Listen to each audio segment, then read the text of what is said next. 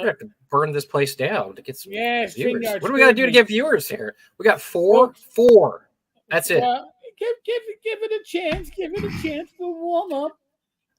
Guys, I see 7. Talking crit, by the way, folks. We got a very special one for you. We're gonna burn the house down. It's gonna be. I can't believe how much Gaming Stupid you can put into one show. But with me are my co-hosts.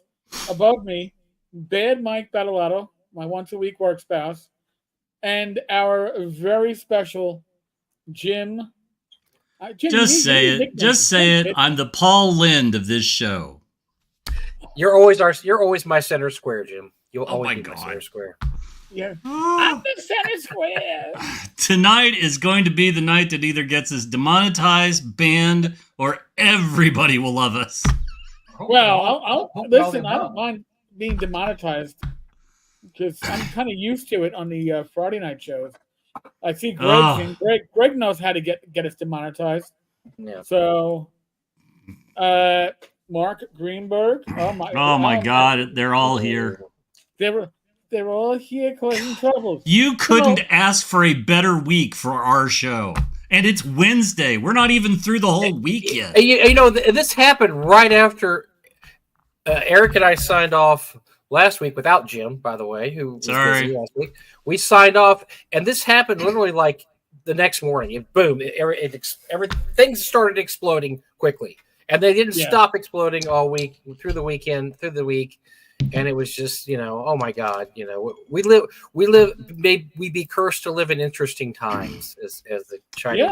I just have to say that this week has left me drinking heavily from my mildly inappropriate Reaper coffee mug.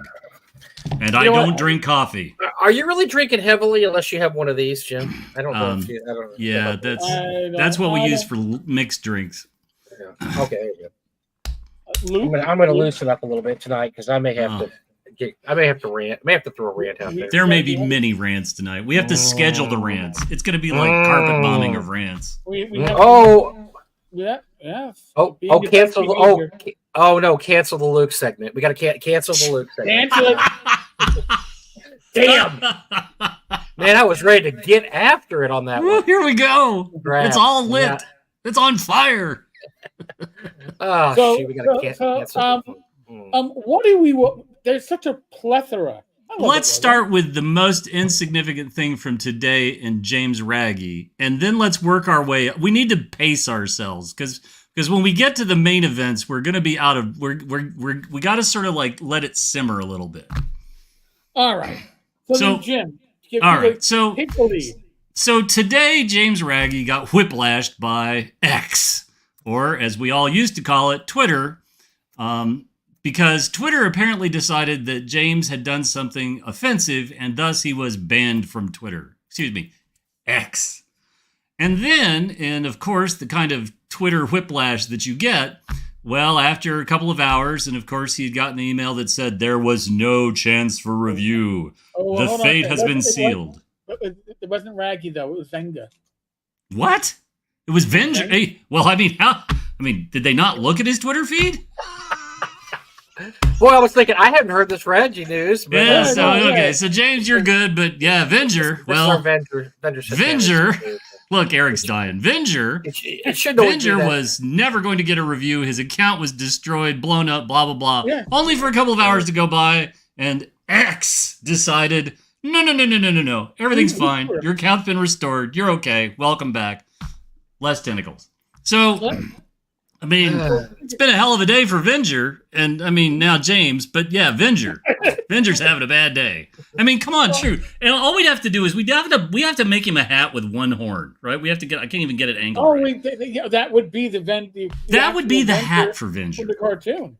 So yeah, that would be more apropos. We can talk about Luke shortly. He only stopped in to say hello. Okay.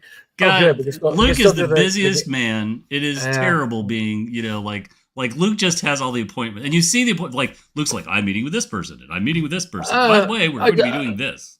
Yeah, I love to read his thread on Facebook. It's I just flew in from Origins on my private jet, and they were completely out of Grand Monet. And, hold on 1 minute.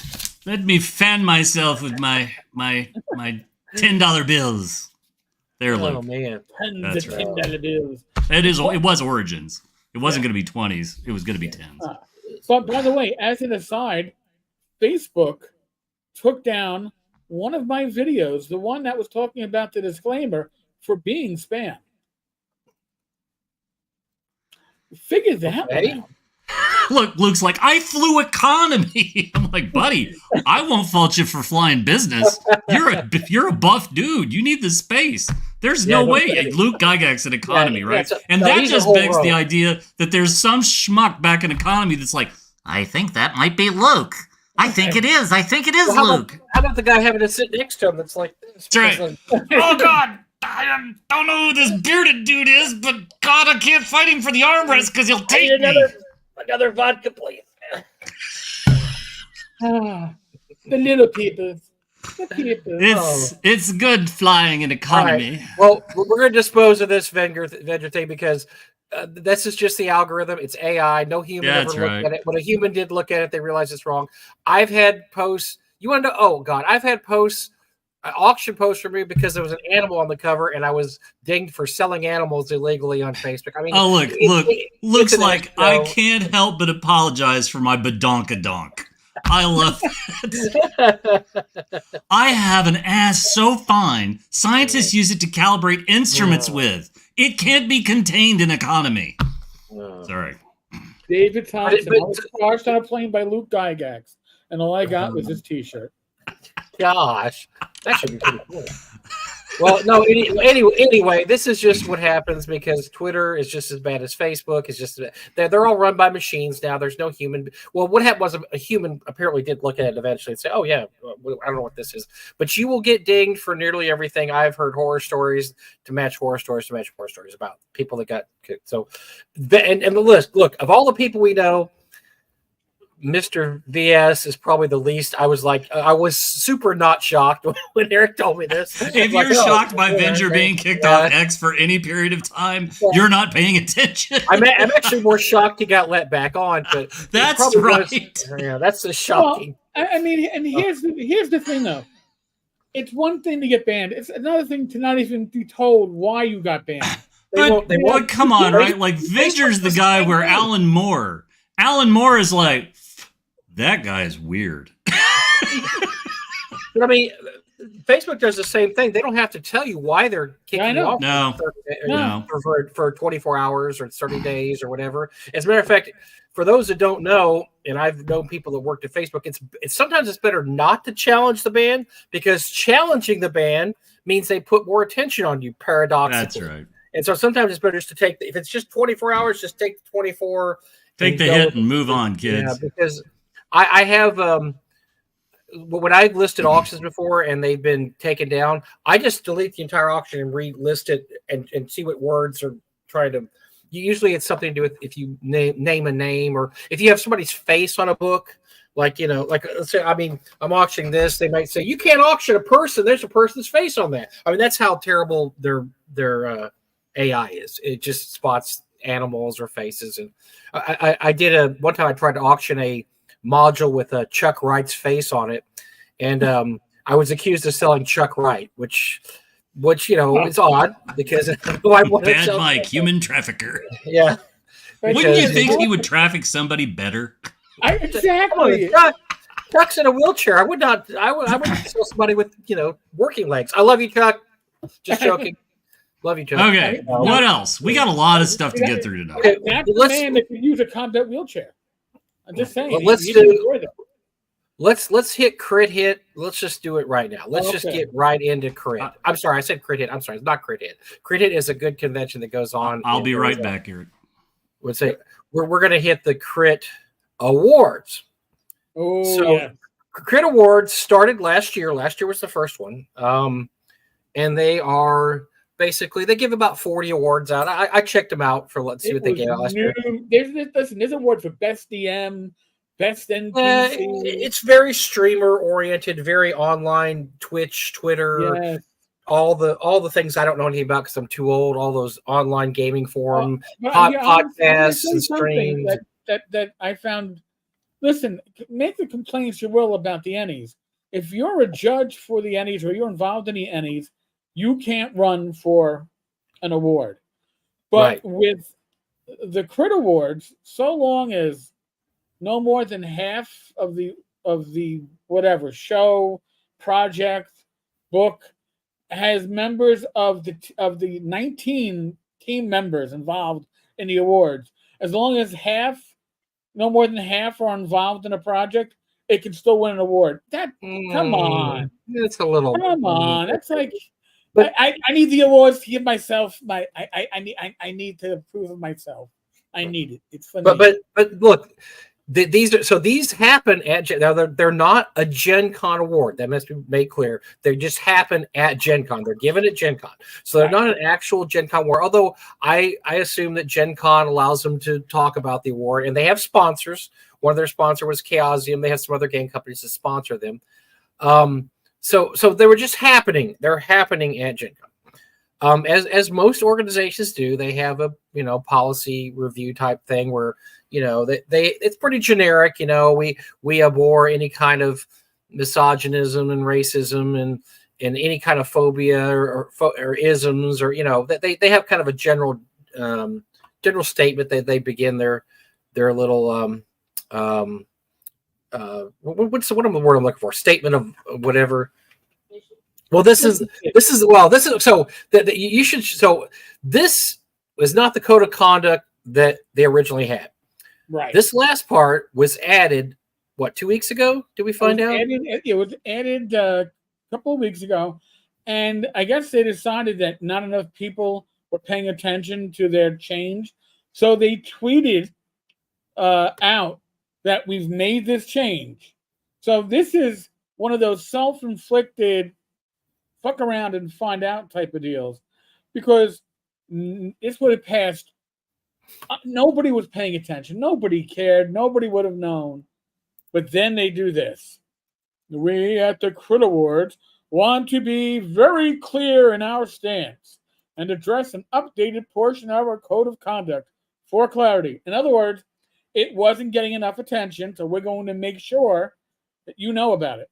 Individuals who identify as Zionists, promote Zionist material, and this is my favorite part, or engage in activities that, without a doubt, support Zionism. Subjective, by the way. That's subjective. It's always going to be subjective. Yeah. For nomination. So basically, if your church or synagogue was raising money for families that were impacted by the October 7th event, we'll say, in Israel, well, then you are apparently in support of Zionism. Now, I tell you what, Eric and Jim and I are not going to attempt to parse what is Judaism, what is Zionism. That's not our job. We don't. That's just not us. And it's idiotic for us to any more than do that than to say we know what it's like to be a black man in America, or we know what it's like to be, a Ukrainian in Russia. I mean, we're not going to concentrate on that. What I want to concentrate on is the fact that this was absolutely unnecessary, because their present code of conduct, as it stood, already said that they are against every known type of racism, any kind of ism, or phobia or whatever. They were already against that. So to place this is the height of signaling. And Eric and I talk about signaling sometimes. It absolutely happens, and this is a great example. This is an unforced error where they felt like they had to signal this for whatever reason, when their present code of conduct already covered this. It already said that, and that's all you need to do. Look, just say genocide is bad. You know how many people have died in the Ukraine, Eric? I looked it up before the show. 600,000 soldiers from both sides have died. That is not including civilians. It goes way over 1 million when you count civilians. That's horrible. But you know what you do? Rather than go over every genocide that's happening in the world, which there are many, you just say we're against genocide, and we that's one thing that we don't stand for. We don't stand for genocide yet. I mean, just make it generic. Signaling. what is going on here? Why are they taking this one thing and decide this is where we're going to make our stand? We're going to talk about this today, right? Because, as you know, what happened was pretty much what you would expect to happen in something like this. Is our follow-up? They were told, they make an excuse. I'm going to read the initial here, and then we can tell you what we've heard actually happened behind the scenes. And by the way, just to give an acknowledgement out there, the RPG Pundit was one of the first, if not the first, in the RPG community to do a video about it, and may have had some influence. He likes to believe that he had all the influence. I don't think so. This is a community, and communities do as they do. But he certainly was one that put eyes on. Our buddy Jim Kitchen, who's not here. Did some work. I'm gonna say that he also did some work, and I'm proud of him for that. He immediately jumped all over this. He knows certain people he can call on the phone, and he did that very thing. Sorry, Jim. Had to Crit Awards. This is extremely difficult on us. It should say for us, not on us. But in any case, as we navigate the situation that we are finding ourselves in, that is self-inflicted, by the way, updates as to what any physical event will look like will come at a later date. Until then, due to recent events and the attention that we have received, the attention that you begged for with your initial tweet, because nobody was giving you attention, and then you got the attention and you went, oh, you mean there's negative attention that comes along with this? Surprise, surprise. It is with an extremely heavy heart and much disappointment that the Crit Awards will be unable to return to GenCon for its 2024 event. Now listen to what it says there. Unable. And then it goes, due to safety concerns. No. Unable means that you were told you can't return. Okay? If it's safety concerns, we will not be returning because we're speculating based on the evidence in front of us, and the evidence in front of us says the evidence in front is pretty strong. We think they got a call from somebody and said, because this is generally how it works. Concerned citizens reach out to, in this case, the convention center / Indianapolis government and says, hey, this sounds like it might not just be a violation of the GenCon code of conduct, but this might also be a violation of like laws. Well, yes, the city of Indianapolis is interested in this because this is something happening. This is the biggest event that happens this year. This is bigger than Colts games. That this can bring more people in, and this is happening in their city. And I don't know what their code of conduct of the city, but I will darn tootin' bet there's a clause in there that you're not allowed to run an event here, an anti-Semitic event, which a lot of people will link the two right there. And so the state. I don't know if the state of Indianapolis. For all I know, the state of Indianapolis may have something in there. So this was too hot to handle, and rather than deal with it, they just made a phone call and said, "Guess what? We're just going to have to not have your awards are here on the premises. You can still give out your awards, but they're not going to be here." And which is why they're talking about virtual at this point. Right. So, and now, folks, and I know, and listen, again, we're not parsing Judaism. No, we're not getting the weeds. We're not getting those weeds. We're not getting the weeds. No. Nope. But there are people who don't parse it. Okay. Honestly, there are people that find it to be synonymous. I'm not here to break it down for anybody, but the intent is the same intent as people that were reaching out to North Texas 4 years ago, wanting to know how their potential GMs voted in the last presidential election. So they don't. They voted for X. I'm not going to play at that table. We were the story is we were actually asked by some individuals, is it possible that the GMs running games could have a blue or red tag depending on how they voted, because the quote was, "We don't want to play with a GM that voted for fill in the blank." Right. And we just said that is a non-starter, 100% a non-starter.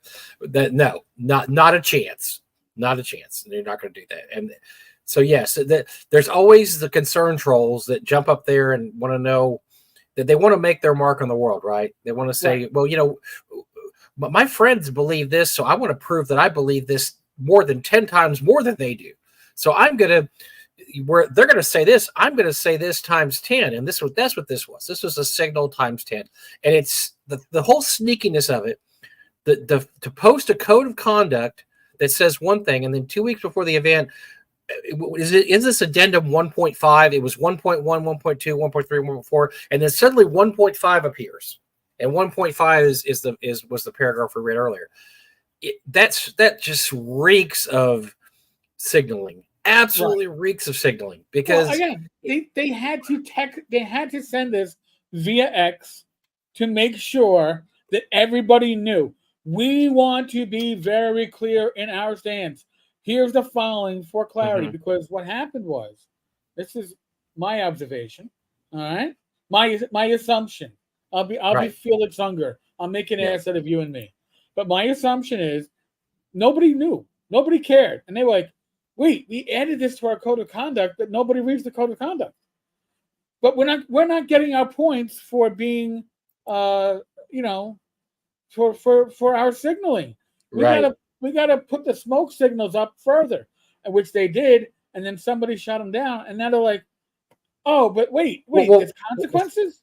No. Finish reading the statement they made. We only got 2 paragraphs in. Finish reading that statement they made. Oh, okay. Because with this said, we will be continuing forward with a virtual event as we evaluate how we will be moving forward with the celebration of the amazing creators and phenomenal community members of the TTRPG space. Tickets purchased for the GenCon event will be refunded. I'm glad to hear that. We encourage any of our nominees who wish to remove their participation in any capacity to please reach out, as we understand the situation can be extremely mentally taxing and difficult in ways that may be unexpected. Voting will remain open until July 7th.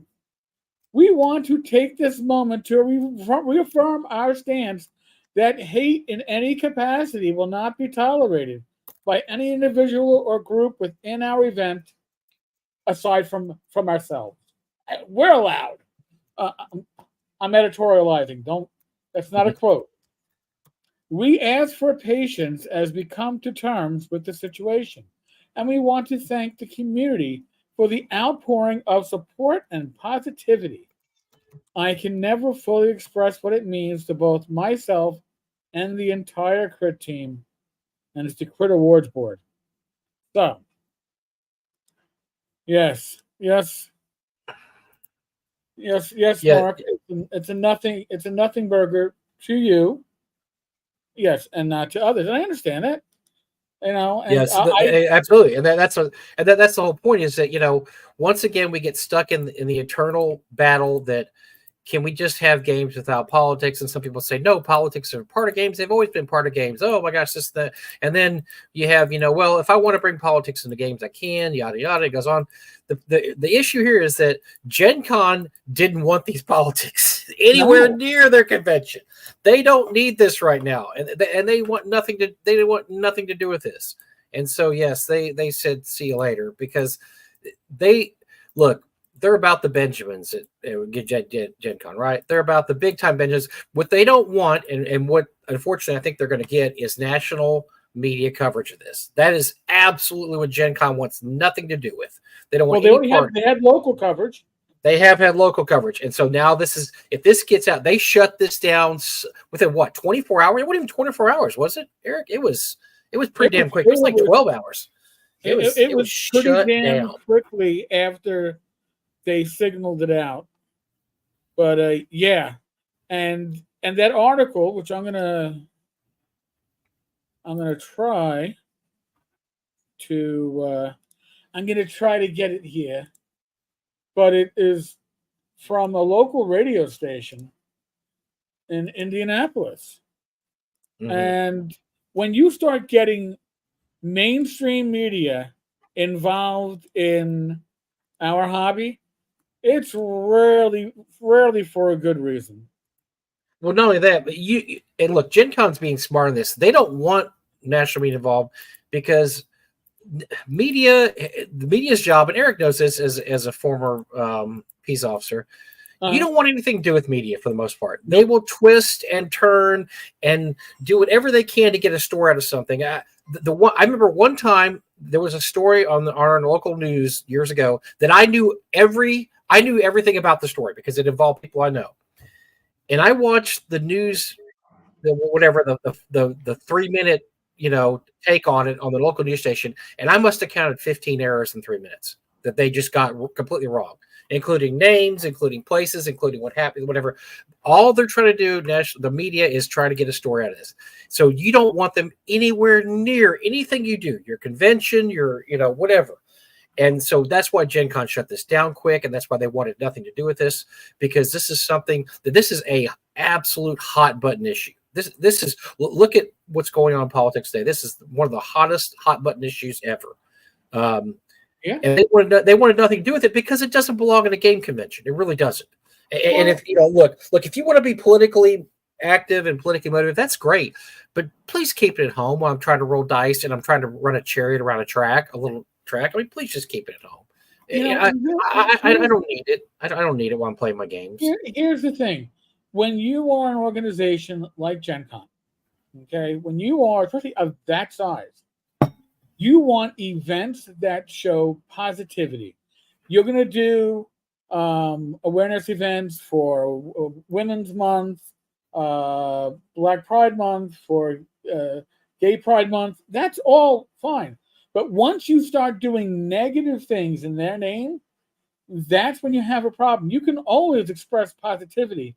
Because they want puff pieces. They want the media to do puff pieces on it was the greatest weekend gaming. We brought 75,000 people to the city. All the merchants made money. It was awesome. People played games and they had fun, whatever. You want to absolutely stomp down at anything showing any kind of negativity because you want puff pieces all week after. All you want is a puff piece after puff piece. You want Peter Atkinson's smiling and saying this was great, everybody had fun. You want random gamers dressed in costumes saying we had so much fun. That's all you want. You don't want any politics mixed in. No. It's not going to do any good for your convention. It does zero good for your convention to have any politics mentioned. So this was a non-starter with GenCon, I'm sure, and people that ran it, and they shut it down quick, to their credit, because they should have. And look, it doesn't matter what it was. That they could have said, I don't know, anybody that, if you feel like voting for Biden this year, go ahead. We're not, just let us know so we can just take you off the list. Anything like that, or Trump, or just fill in the blank. It was just an absolutely unnecessary add-in to.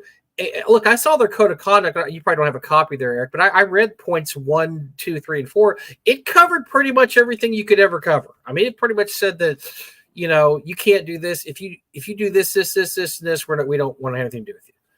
And so to just add this arbitrarily at the end, just throw it in there. And like the example I gave, that they didn't throw something that said, by the way, if you're Russian, because of the genocide going on in Ukraine right now, the fact that over 600,000 people have died there, we really don't want you to submit anything if you're from Russia. That they didn't say that, though. That's the problem. That they could have made any number of crazy, weird, unforced stands like that. The fact that they chose this just shows how kind of brain dead they are, really. They're who does marketing for these companies that do stuff like that? Or they even have marketing? Nobody, apparently. But when you look at the world right now, look at Africa. Look at the civil wars going on in Africa, the strife that's going on in Africa. There is a greater loss of life going on there than potentially even the Ukraine, and we don't hear about it. But this is what they decided that they were going to make their stand on. And, they felt it was potentially the right thing to do. And when it wasn't, then they felt, woe is me. Now, Mike, somebody just PM'd me something, and I did notice this on Facebook. but I had forgotten about it, and we didn't even discuss it before the show. So I don't have any visuals for this one. But have you heard about the Tales of the Valiant issues with the Kickstarter? Yes, I have. Yes, I have. We can talk about that later too. I've absolutely heard about that. Yes, and I've seen the pictures too. So, what are we going to transition as we wait on Jim? What are we going to? Yeah, I kind of wanted Jim to throw something in on this, but anyway, so the upshot is that the Crit Awards won't happen here. I have a theory, and this is just absolutely my spitballing. I think the Crit Awards are done at Gen Con. I don't think they want anything to do with them after this. It's just like I don't think they'll come back. Well, yeah. Contessa was once you have put Gen Con in a bad light, and this is putting Gen Con in a bad light, you're not coming back. They don't need you. They don't need you. You need them. They don't need you. Yeah, they don't need you. They absolutely don't need you. So yeah, people forget. I mean, Mike, did you see some of the social media meltdowns on this from people like, oh, well, Gen Con has to rescind their decision, or else I'm not going to Gen Con. Well, you know what? Those people aren't going to Gen Con. Like the Critical Bard, I saw him say that if they don't rescind this, I'm not going. Critical Bard, I guess you're spending the weekend at home because they really don't care about you. This is a multi-million-dollar corporation that doesn't care if some award that's only been around 1 year doesn't come anymore. They don't care. There's plenty of they have the Ennies. Ennies will stay there. Ennies are going to be there for whatever. They care about they care a little bit about the Ennies. They don't care about the Crit Awards. That's not important to them. So no, they're not going to retake their or redo their stand on this. It's gone. So yeah, that's just it's just another example of really it's the same reason people on Twitter. You get on there and you say something and you lose your job and you get all upset going, well, why did I lose my job? Well, you didn't. It's an unforced error. You didn't have to get on Twitter and say the stupid thing you said that got you everybody calling your work and saying, hey, do you remember the dentist a few years ago, Eric, that posted pictures of him shooting lions in Africa? Do you even remember this story? This happened about 10 years ago. And so the dentist, he went on what's called a canned hunt where they basically, which is stupid, they drug the animal up, which, and so you could get the thrill of shooting a lion, which is, it's idiotic. Okay. It's just absolutely idiotic. Now they say they only do this for animals that are older. They're going to die anyway, blah, blah, blah. Let's make some money out of it, whatever. So this guy goes to this canned hunt and shoots a lion, then poses next to this poor old lion that he shot.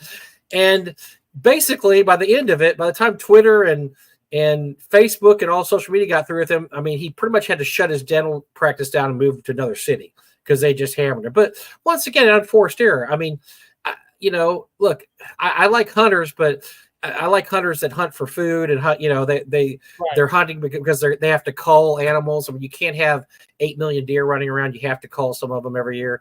Not if you're just going to go to Africa and I'm going to shoot a lion because I want his head in my studio. That's just awesome. That's I don't like that. Now, do I think you should lose your job over it? Probably not. But once again, Eric, unforced error. The guy didn't have to post pictures of him shooting a poor helpless toothless lion.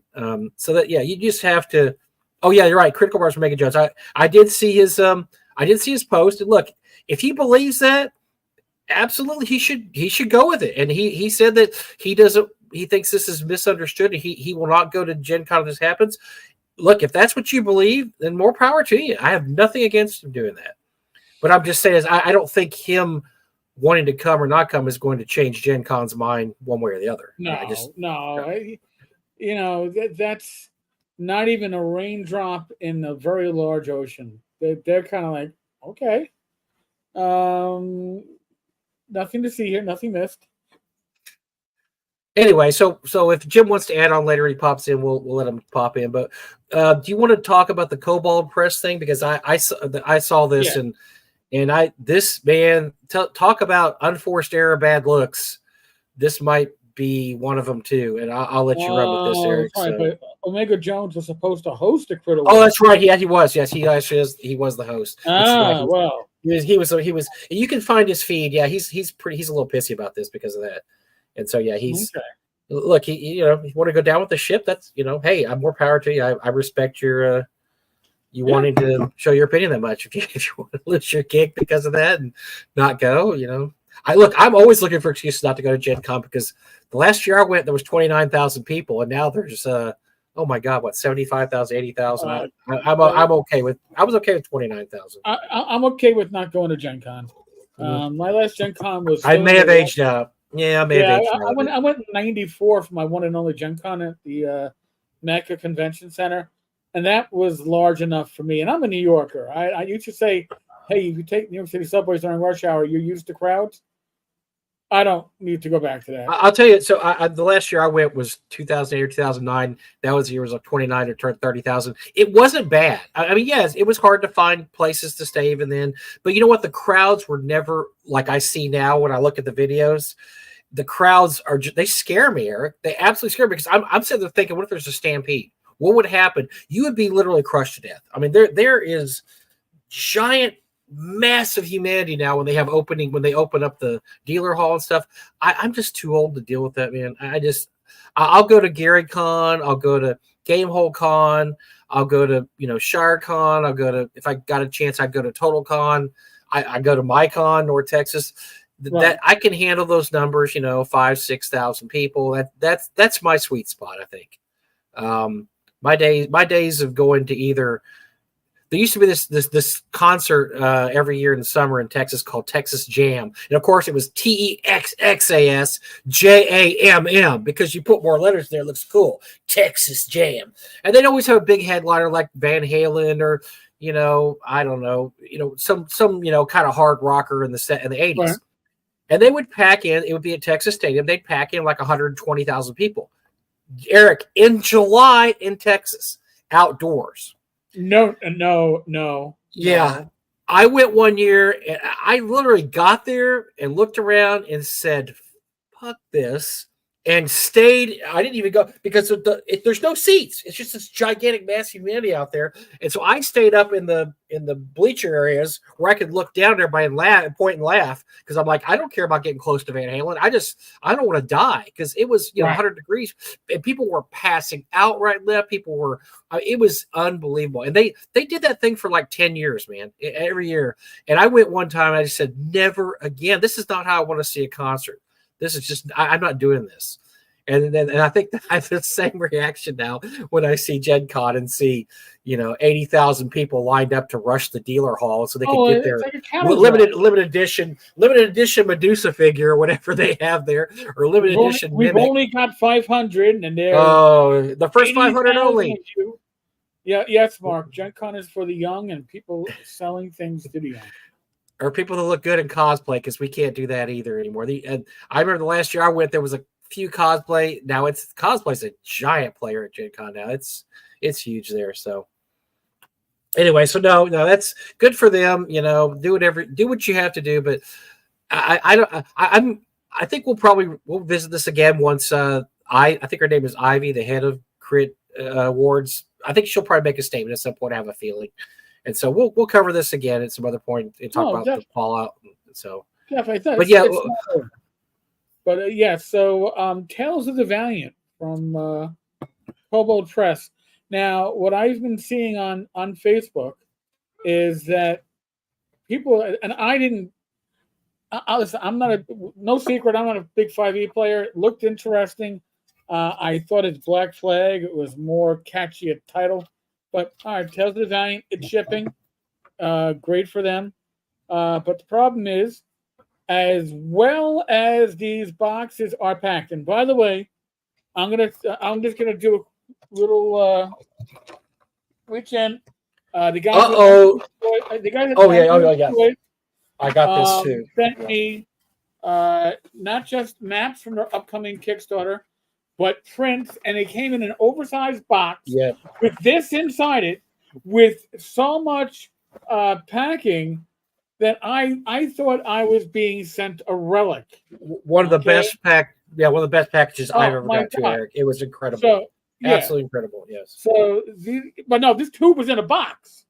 This tube. Yeah, I know. Yeah, mine was too. Yeah, so I opened this long box, like you said, and there's a tube in the box. I'm like, holy crap! They were really, and there was padding all around the tube. I mean, yeah. They did a great job. In addition to that, there were some prints that were in the book that was actually put into its own bag. Mm-hmm. I'm going to be doing a video on that, but yes, it would be a fine sword. It's a nice size too.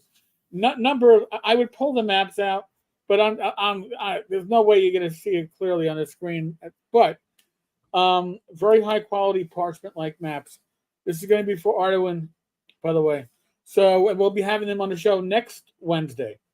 So that's right. Yeah. I mean, beautifully packed. I mean, now Tales of the Valiant, people are like, yeah, beautifully packed. Yet my books are all damaged, and not just one book, but everything in the box was damaged. And I'm not going to say it was done with intent, but it looks like this probably happened at the warehouse or and one of the other these were not shipping damage. This was a look, and this has happened at Frog Out Games, happened to other companies. Paizo very famously had a whole set of rulebooks that fell apart upon receipt, and this is a printing company screw up. Not water damage. This is actually these are like horrible printing scuffs in the actual cover. Like, I mean, scratches and scrapes and bent pages. Yeah, and these are absolutely, man. That's a killer, man. That's a killer because I know Wolfgang wanted to launch his Kickstarter and he wanted to get everybody excited about Tales of the Valiant because you want everybody playing this once WotC continues to F up 5e, you want them to be able to do Tales of Valiant, which is basically 5e.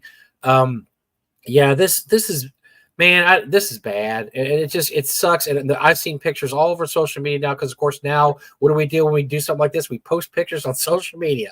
So everybody can see how screwed up everything is.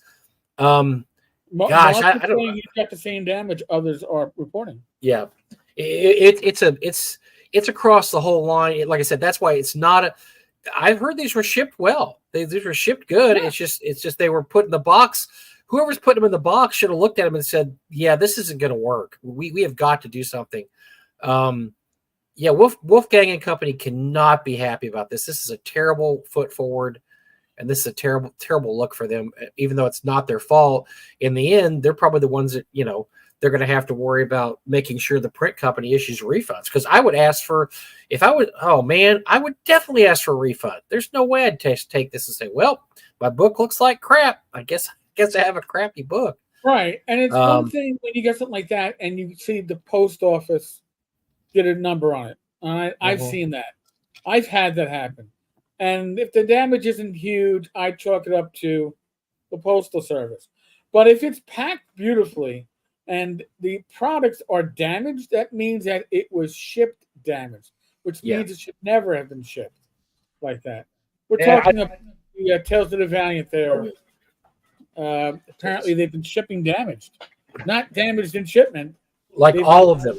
Like the whole run was damaged. So I don't understand this. I recently worked for a company that might rhyme with Rivian, where instead of actually having somebody check parts at the manufacturing depot and checking them before they even got to the factory, or even inspecting them in a warehouse before they got to the factory, no. We would inspect them when they got on the line, which is completely the opposite of all OEM practices anywhere in the United States. And the thing that, sorry, go ahead. No, I was going to say that. Yeah, that's the way it should be done. That's the most ass-backwards thing ever. And it used to just frustrate us because the reason they did this is we needed the parts so badly that they were willing to circumvent a process just to get them because COVID had so messed up the supply options. Yeah. And so I can tell you that one of the most important things a publisher can ever do is not only get pre-publication samples, but when you get 1,200 cases or 500 cases or however many the case lot is, you do a 10% random inspection and you check to make sure everything looks right. And if I was somebody who had backed this, if I was somebody who was supposed to have that, if I was somebody who was supposed to be getting this product, I would be raising 9 kinds of hell because it's one of the most fundamental basic steps before you send things out to customers. And shipping damaged copies, I have a great, I want to really give credit where credit is due. Are you guys familiar with Chris Pramas from Green Ronin? Yes. Right. I really like Chris. Chris is absolutely, Chris and I are on opposite ends of a political spectrum, but Chris is at heart always going to be a gamer who came up through buying products, buying them at a store, playing games. He's played more games of 40K in the last year than I have in the last 5 years, and that pains me to say. But Chris has always got his heart in the right place. And everybody at Green Ronin, whether it's Hal Mangold, it's Chris, his wife Nicole, if they have a defective problem, they will solve it. And so I did the Kickstarter for Freeport, and my copy literally showed up, and it looked like somebody had used it to do chin-ups with on a bar. And I reached out to him, and he didn't hesitate to say, "I'm so sorry. We're going to get a good one right out to you, and we'll make sure it goes right." And it was on my doorstep less than 5 business days later. This wasn't a bad copy. This was something that got mauled. And it was completely out of Green Ronin's ability to solve. But this is a fundamental. And truthfully, everybody should be torches and pitchforks until they fix this. And if they're not going to fix this, they need to tell their customers, because that's just bullshit. Sorry. I'll rant off. No, absolutely. And I was just saying before you got here, they wanted to put their best foot forward. Tales of Valiant was going to be an alternative to 5e.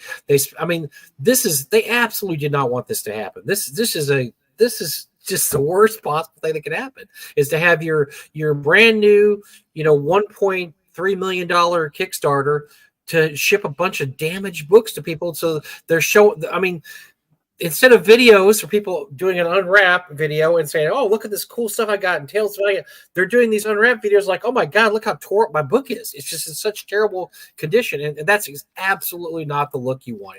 I feel bad for hanging them, because like I said, that's absolutely, I'm sure, not what they wanted, but unfortunately. And I want to apologize to everybody. We've got some stuff going on. We've got I won't say Yukon melodrama, but my son's got some stuff going on, and I think we're all good. But I missed a very important discussion that you guys had while I was gone, and that was talking about the Crit Awards. Absolutely. If you want to jump in. So I do. I want to talk to that briefly. So you talk on that. I'll be right back. That's fine. So I'll just So let me just throw a couple things out real quick. Like a lot of people, the Crit Awards policy about who and who could not attend gained a lot of traction on Sunday night, and it gained a lot of traction particularly on Monday morning.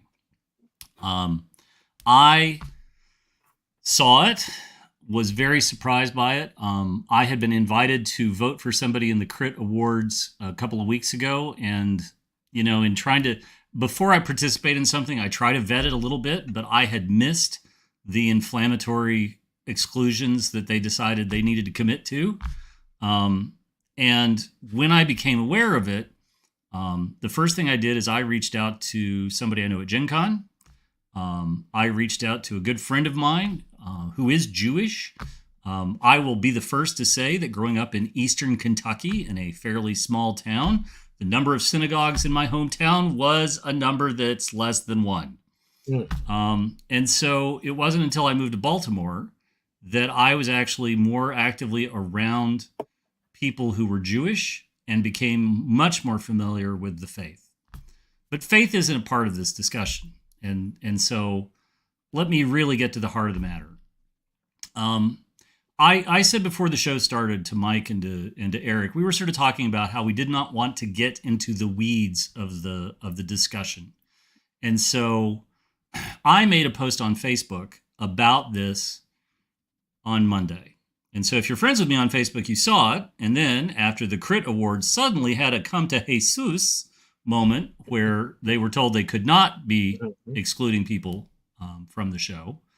I took the post. I did what I do occasionally with posts, and I just made it where only I could see it because its purpose had sort of passed. But sure. I want to talk to Gary Gygax, right? So I always joke that with RPGs, all things come back to Gary. And so Gary was famously willing to have people at his table in Lake Geneva. You wanted to show up on his front porch and roll dice, you could do that. Like a lot of people who have an open door policy like this, I'm fairly certain there were probably people who showed up at Gary's doorstep that he was probably okie doke, but Gary still let them play, and Gary still let them roll dice, and Gary still let them do all of the things that people do. The thing about when you open something up to the public is that you open it up to all of the public. I think the number of people at GenCon who are rabid anti-Zionists is probably a number equivalent to the actual number of, and it's a Blues Brothers reference since it's the 40th anniversary of the movie. I think the number of true anti-Zionists at GenCon is probably equivalent to the same number of true Illinois Nazis. It's an incredibly small number. But there is a number of people who have unbelievably awful beliefs, and we can't change that. But when we go to conventions, when we play in games with total strangers, when we come to North Texas and we sit down at a table, I've never heard a conversation at North Texas, at GaryCon, at Gamehole, at GenCon. I've never heard a conversation at the start of a game that says, okay, I need to know if you're X or Y or Z, because those people aren't allowed at the table.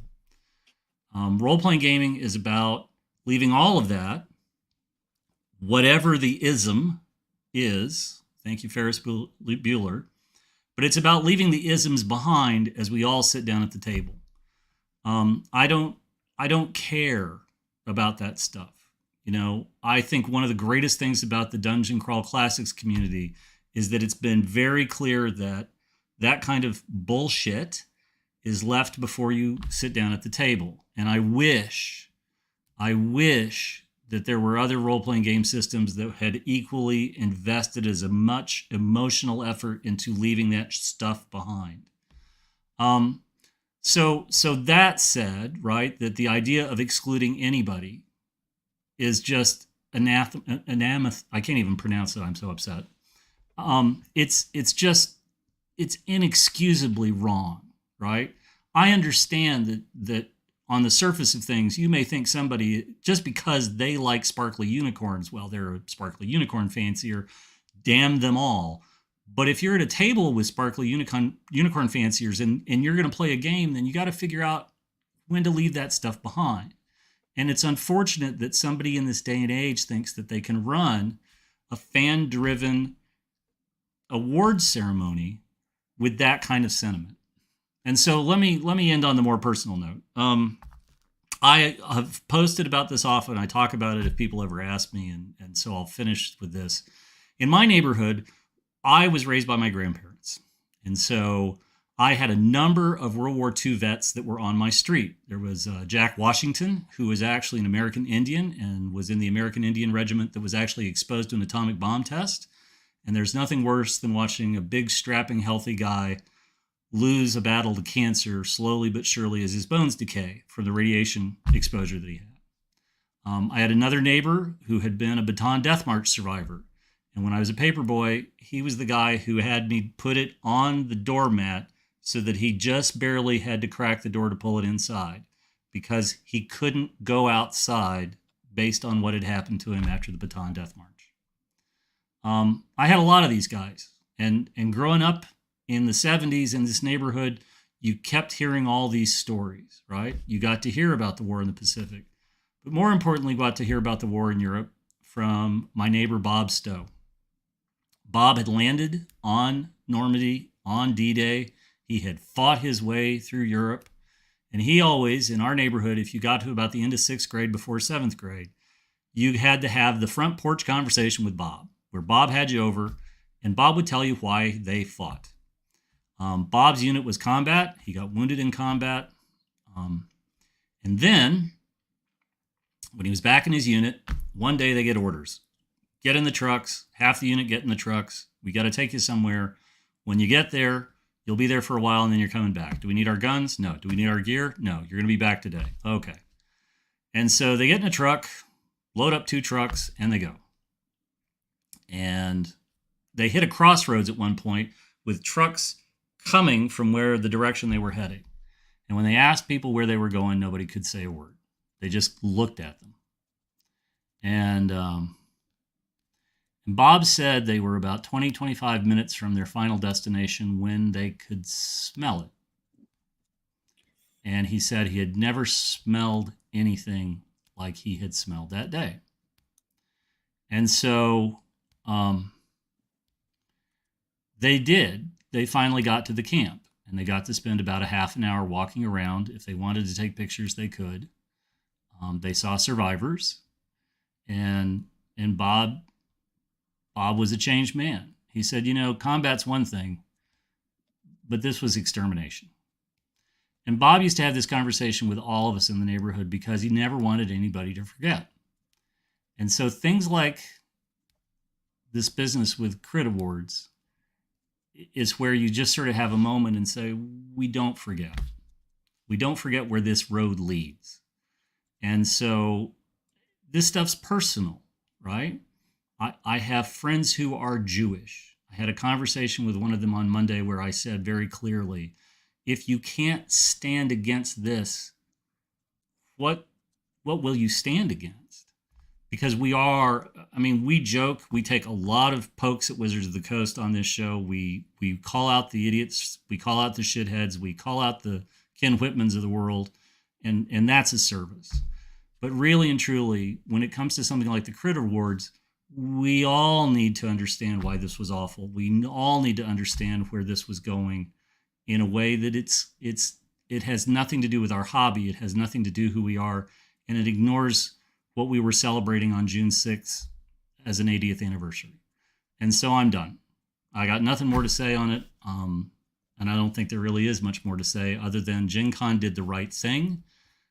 They can have their awards off-site, and they can exclude whoever the hell we want, but they've been dragged into the light of day, and sunlight is a remarkable disinfectant, and I'm really happy about that. You brought up one thing earlier in your talk there. I wanted to also that Eric and I didn't talk about is that I feel bad for the people nominated for the awards.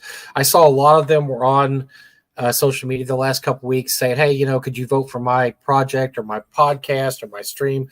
And, they're really the people that got hurt by this virtue signaling is the fact that, that they were probably just blindsided as anybody else by the fact that they already had a code of conduct, but we're going to add this little extra code of conduct that we don't have to add, but I want to signal to the right people, so I'm going to signal this, which was completely unnecessary. And because of this, the people who were nominated for the awards, now they can't accept in person, and it sucks for them. And I'm sure a lot of people, that was going to be the highlight of their Gen Con, was going to, get a Crit Award. And now that, now it's up in the air, as they say, it's going to be, it's virtual or whatever, however it's going to happen.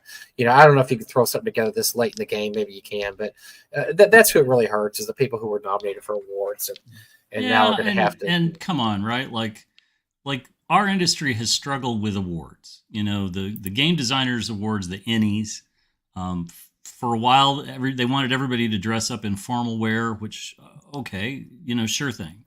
How do you have an independent group of people? Anybody who knows me knows that I'm a sponsor of the Diana Jones Awards, and I have been for quite a while.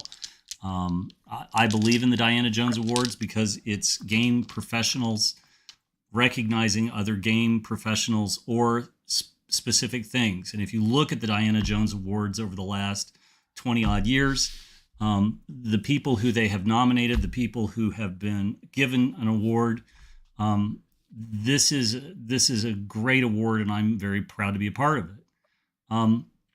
The problem with something like the Crit Awards, particularly the misstep, I'll call it the misstep, is that it drags an element of politics in where there didn't really necessarily need to be one. I understand that there's a desire to stand against this or that, and there's a lot of people who are going to want to parse, including in our comments, there's a lot of people who are going to want to parse political discussion around this. Okay, but why do we cherry pick this? Why do we cherry pick this instead of? Yeah, that's my take on it too. Yeah, you can't. Everything was already. Their code of conduct already covered this. Point 1.1. There's 4 points. 1.1, 1.2, 1.3, 4. It covers every ism, phobia, whatever, genocide. I mean, we already covers it. There's no reason to signal out one. I mean, why did they just signal out Russians? Why did they signal out Nigerians? I mean, there's lots of genocides going on in the world. Why are they signaling out this? Except that it's a hot topic. It's a topic of the day, and it gets you people that the right kind of people say, "Oh, that's cool, man. They're signaling for us," and there's just no point in that. And especially it's a gaming convention. Let people, and I've seen people online. I've seen them pull this. Well, gaming's political, and this is political, and you know what? Just let me roll my effing dice. Let me go. If I want to play a chariot game, and the guy across from me, I want to run his chariot. Let's just do it. I don't want to have to think about politics doing it. I don't care what your politics are. I'm going to run your chariot. If I have a heavy and you have a light, guess what? You're up against the wall. You're going to get hammered by me. I'm going to hammer you because you're just there. I don't care what your politics are. And so that's I'm sorry. I think it's remarkable that there's this belief that we get together to play games and somehow this deep discussion of politics is going to break out at a table. I've been going to GenCon since 1993. And I can assure you that when you walk into the open gaming halls, you don't have an Algonquin roundtable of attendees that have gotten together to talk about current events. It isn't point counterpoint. It's people who've come together from all over the world to play games and sit next to other people and play games. And I can tell you to the day when GenCon started, you started seeing all the additional ribbons that people could tape to their badges, the adhesive ribbons. I think this is great. If you need to identify as X, Y, or Z, if you need to show whatever support you feel like you need to show, this is wonderful. Like, this is why we have the First Amendment. You can say whatever you'd like. You can do this. But the city of Indianapolis has a contract with GenCon. They're not allowed to discriminate under any circumstances because it's a public venue, because public monies have gone into the convention center, because it is a public venue. Mm-hmm. You cannot have a discriminatory practice. Right. This is at the heart. Yeah, we talked about that. Yeah, we talked about that also. This is at the heart. It's not just city. It could be the state too. I don't know what Indiana. And the state level. Indiana, yes, all of that is above. So let's move on. I think we've crit awarded enough. Quite likely. Like I said, I'd like this. I feel bad for the people. Look, if you were nominated and you're going to win an award, I feel for you. Hopefully, you'll still get your trophy and you'll be talked about, and then this won't put a dent in your Like I said, we're losing Mark Clover. Oh no! This seems to be a show that's going to be all about not talking about politics. LOL. See you, Mark. See ya. Don't let the door hit you, Mark. It's okay. I love you, Mark. Come on, let's move on. All right, so we covered. I just I've been waiting. When are we going to get to gay dwarves? Are we going to get to gay dwarves or not? Because this is why I came. I think we should just discuss. Let's see. It's a little after 8 o'clock. We're due for our WotC discussion of the week. I'm here for gay dwarves. We need a visual that's like, what's new with WotC this week? Thank you. God. Wait, no, hold on. I was promised Mexican orcs, and I'm not getting. Wait, hold on. Well, okay. We'll start you off. Let's work our way up to the orcs. Let's go back to the first picture. Okay. Let's go back to the first picture. So let me tackle this. Let me start, right? Number one, I look at this, and actually what I sort of thought this was, the first time I glanced at it, is I actually thought it was a really cool cover for a 20th century RPG Magic game. Because I looked at this and I was like, okay, so I see somebody in a wheelchair. I see what is pretty much a modern, 20th century cut tailor, even maybe 19th century. Like, I don't see anything particularly wrong with this picture until I understood that this was actually the D&D cover. The Player's Handbook, right? Is it the Player's Handbook or no? This is an illustration from the Player's Handbook. Yeah, it's an illustration. It's about, I guess, from the character section. Okay. So even then, right? Like, I've been to a lot of conventions. I've been going to GenCon let's see, my first Origin was 93. My first GenCon was 93. I'd been to conventions before that. I have seen plenty of people in wheelchairs at conventions. And so, like, I don't want to have a discussion about the practicality of a character being in a wheelchair and going through D1, D2, D3. That's not the point of this. As this picture goes, fine. I understand it. I understand what drives it. It's already a game with magic and dragons, so believing that somebody could move around in a dungeon in a wheelchair, I don't care. I think we're fine. Let's go to the next picture. Wait, can I issue a blanket statement here before? I want to issue one of my blanket statements here. And I know probably everybody's expecting me to go on a rant. And I'm going to just say this. Look, I've made this clear over the past, since fall of 2022. I don't care what WotC does anymore. My money goes to the OSR. I give them no money. Look, I'm not even going to buy the Kick-Ass book by John Peterson that just came out because I'm going to wait for it to go on the secondary market because I don't give WotC money anymore. I think that you can do whatever you want in your game, but I think as human beings and Americans, and July 4th is next week. And so is Canada Day. We reserve the right to point and laugh at things we think are ridiculous. We can do that. We can point and laugh. But they can do whatever they want with their game. Look, the audience, look, if they like this, great. I don't play 5e. I don't buy WotC products. It's great. But we can point and laugh. And this is what this is going to be. It's going to be point and laugh. And we're not saying don't buy this. If you love it, if you like this stuff, great. It's awesome. But, we reserve the right as Americans, as this great country celebrates another anniversary next week, as Jim Kitchen and Tom Tullis are sure to tell you next week, are sure to tell you. Tullis is the amateur. Tullis is the amateur. Oh, there we go. I like to see a little competition here. Who will have the most memes? Hold on, wait. Here, I need to put the L on my forehead. Oh, I don't have a Sharpie. All right, so I'll tell you the other lame thought I had, because this is how bad of a Doc Savage fan I am.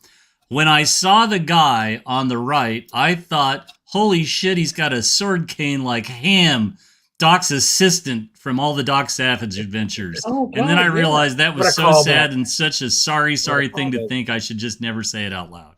Oh, wait, I did. And why hasn't there been another Doc Savage movie? We had the Ron Eli movie in 76. It was terrible. It's been 50 years, Jim. It's time for another Doc Savage movie. I'm on board. All right, go to the next picture. Okay, go ahead. Oh, this is can we zoom in on this? We need to zoom in on this. This is a romance novel cover, right? Because this is the next novel for. Oh God! Is it the Drizzt? This Falls in Love. Finally? Love in Mythdraenor. Have you ever thought to yourself, I'd like a bodice ripping special from Wizards of the Coast?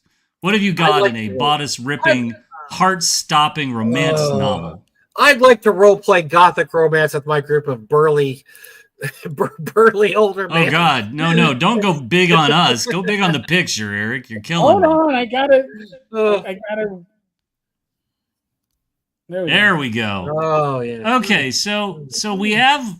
I mean, let's start in the back. We've got the painting. We've got the painters in the background, and I'm okay. Sure, whatever. And then we have the couple where she appears to be an Asian green-skinned something, and I don't know. And we have the other woman, and they're holding hands. Maybe they're elves. I don't know. Are they orcs? I don't know. What's wrong with her arm? Why is her arm bent? But her arm is bent in a possibly strange double-jointed fashion. Yes, I see that. Wait, that's the AI type of. No, that's just bad arm. Don't accuse of AI when we don't know. We've got a drow on a lot. We've got a drow doing the Spock thing, playing the music. I like, and as we all know, drow now have purple skin, not black skin. That is the but who's the fellow over on the right there? There's a blue drow. Is that a moon elf? He's a drow in the darkness, so he looks darker, but he's probably purple. He's purple. Anyway, he's purple too. They're all purple. They're a happy family. We've got somebody looking at a flower, some sort of magic. This picture, again, I don't see anything particularly offensive about this picture. This screams role-playing opportunity, Jim. It screams Dungeons & Dragons. It screams combat-oriented game based on a war game. It screams adventure. It screams... Oh, wait, no, wait. It doesn't scream any of that. It just screams... It screams like... This is like the Sci-Fi Channel decided to make Dynasty, but they cast a bunch of elves. Right? Like, yeah, I got nothing. Actually... I would watch that, Jim. I think I'd watch that. I really do. Yes. Here, let me play you a song on my lyre. Okay, sure. All right, go to the next one. Let's go to the next one. Hold on a second. Because this is where things start to go off the rails. Are we going dwarves? We should go dwarves next. Yes. All right, so hold on a second. Save the orcs for last. Save the orcs for last. All right. Save the vaqueros. The caballeros.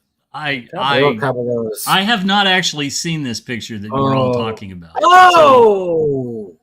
So, okay. There we go. This, once again, screams adventure. I can't believe Greg Gillespie didn't get a picture like this for Dwarven, which is the story of the dwarves liberating their dwarven homeland from the Durgar invaders. This, to me, it screams more adventure than I'd like to know how many blacksmith / bakery shops have you all run into in your various adventures? With a cat.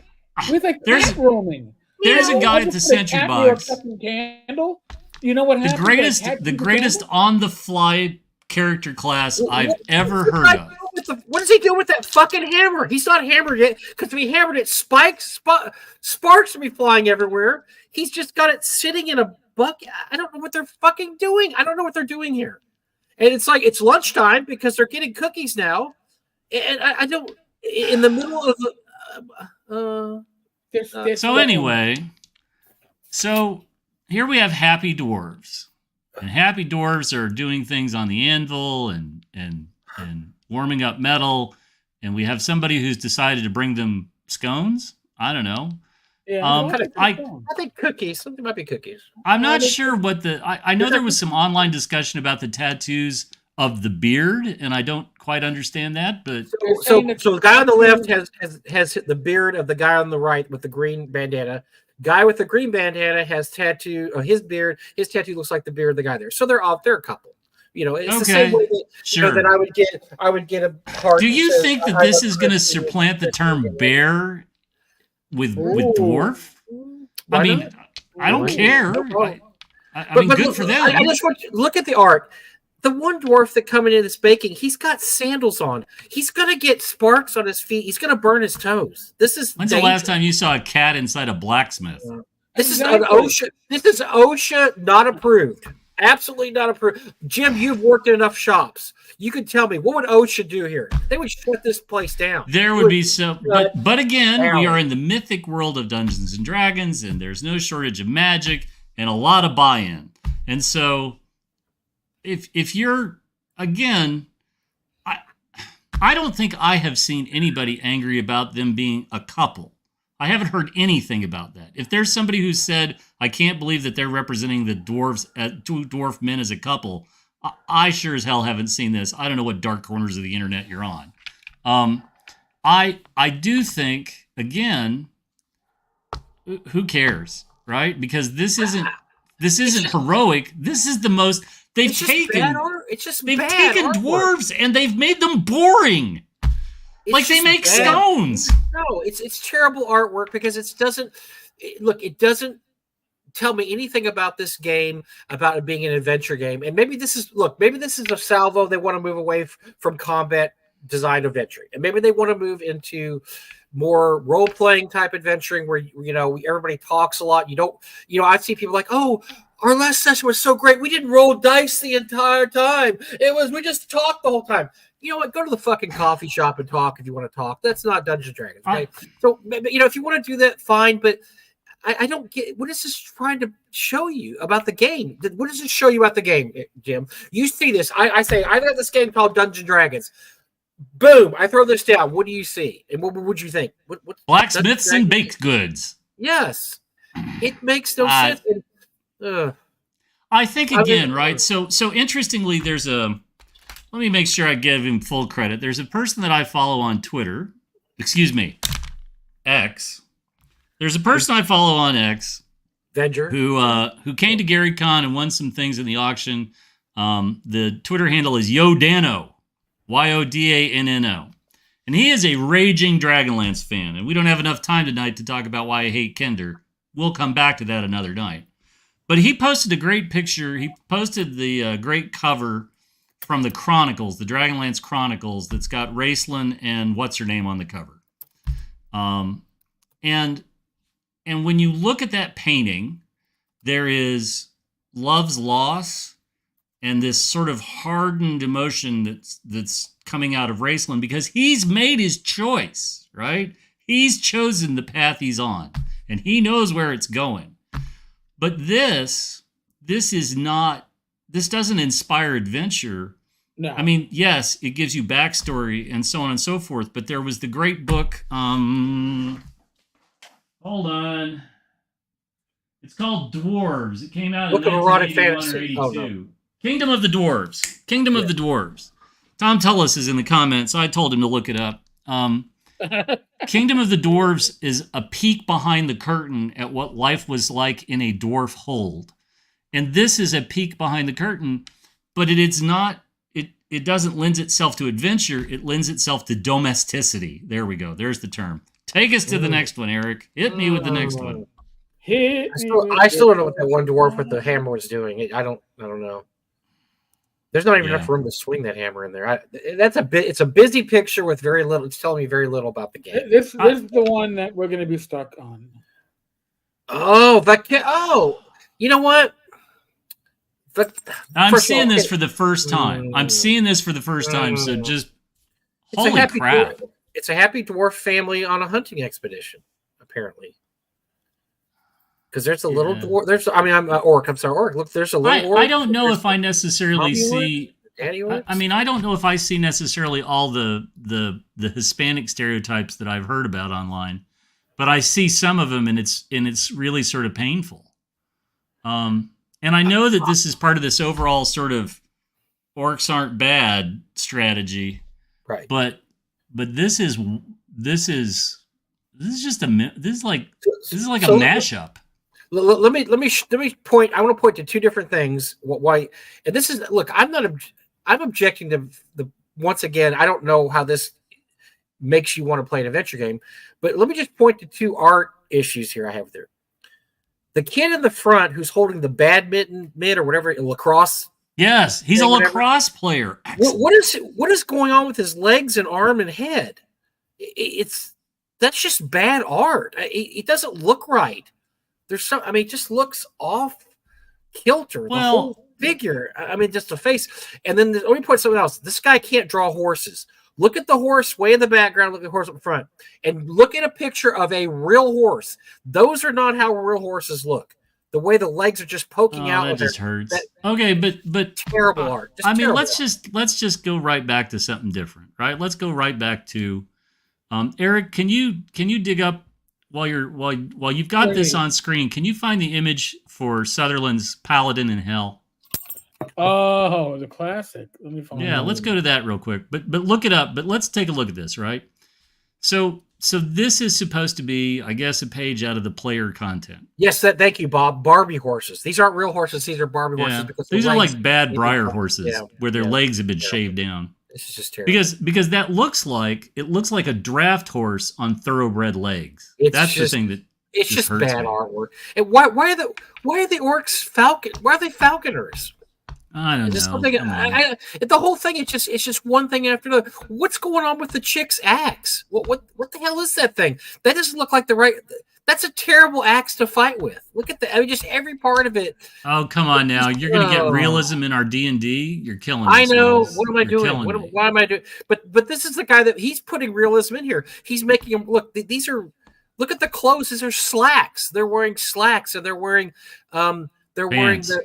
What's the hat called? What do they call those hats? Damn it, I can't remember. So that's an interesting thing. The cattle hat, the hat they're wearing, the hats they're wearing are, I don't necessarily know if I see all the Hispanic stuff that I've seen a lot of people barking about, but I just see a lot of things to this that it's a hot mess. Come on, every page in the player's handbook, every illustration in the player's handbook should be more inspiration to wanting to buy the next thing, because in the end, it's killing monsters and getting treasure. Again, this isn't killing monsters and getting treasure. I mean, okay, I'm going to make a true life confession. I'm a Kingdom Death player, right? This is a game of create settlements, have children, and die horribly to monsters. Mm-hmm. But that's what this looks like. This looks like a kingdom. Like this is like Kingdom Death, middle of the game, right? You've got your settlement, you've had some kids, but I got news for you. The monsters are just around the way, and they all have penises for fingers. And I don't know why. That's Adam Poots. But this isn't. This isn't. Look, this my whole take on this, Jim, is I can't draw this good. I don't think it's very good artwork, but it doesn't scream adventure to me. It doesn't scream. No, it doesn't. That's my problem. It doesn't make me want to learn more. And I'll give you an example. So remember one of the. Remember what was that book? I think we auctioned a copy off at North Texas, Jim. That this spacecraft or year. Remember that book? Who was the artist who did that spacecraft book? And it had all the spacecrafts from 2040, and it's a big picture book. It's a. Oh well, you're talking about the series of books that came out from England, right? That they published them in the early '80s. 1 second, I can tell you what that is. It's the 1 second. The Trans-Earth Empire, the something Earth, Terra Earth Empire. Terran Trade Authority. The Terran Trade Authority, if you're not familiar with it, they did a half a dozen books. They were all infamous for falling apart as soon as you open them. But what they did is they bought the rights to republish artwork done by artists over the prior 10, 15 years. And what they did is they crafted a narrative, a fictional narrative, to tie all these disparate paintings together. And so what you did was you had these full-page pictures of these spaceships. Yep. It is the most evocative book I may have ever bought in my entire life, Jim. And I still have my 2 copies, or 2 or 3 copies, whatever. You said there was half a dozen. I think I have 2 or 3. But they are the most evocative artwork I've ever seen, because you get those books and you want to know, where's that spacecraft come from? Where's it going to? What's it doing? Who are they fighting? Because one was all about different wars they'd had. And it was the most incredibly evocative book. This isn't evocative. This is just boring. I'm looking at it. I don't care where these people came from. I don't care what they're doing. I don't care where they're going tomorrow. It doesn't matter to me. I look at it. And it's just it's static. It's very static. And that's why okay. So bring Eric, can you bring Paladin from Hell up real quick? Yeah. So this is the black and white illustration that we all saw in the book when we got it as kids. Now don't get me wrong. Like the Player's Handbook, the DM's Guide, like there's Tom Wham cartoons, there's funny things, but there's this, and this does more to give you an idea of what you're supposed to be. I was in an online discussion briefly about Frazetta's cover for the Norman of Torn. Eric, if you could look that up, the Norman, Norman, of Torn, Torn. We'll come to that in a second. But what I said about that, it holds true for this too, because you have a figure in armor. Now, it's a paladin. We assume it's male, but it could be female. It could be anybody. Anybody who owns a copy of the Player's Handbook can look at this picture, see this character in armor. They can think to themselves, I could be this person, and they can put themselves in this picture. This is evocative. This is the kind of artwork that sold D&D. This is the kind of artwork that sells role-playing games. You don't necessarily... Some of the most successful Call of Cthulhu cover artwork is almost always the camera perspective is from the rear, and you don't see the faces of the investigators. You see that it's a man or you see that it's a woman, but you don't see their faces, because you can put yourself in that spot and think about fighting whatever the unspeakable eldritch horrors are. And that's where this new artwork fails. It's not evocative.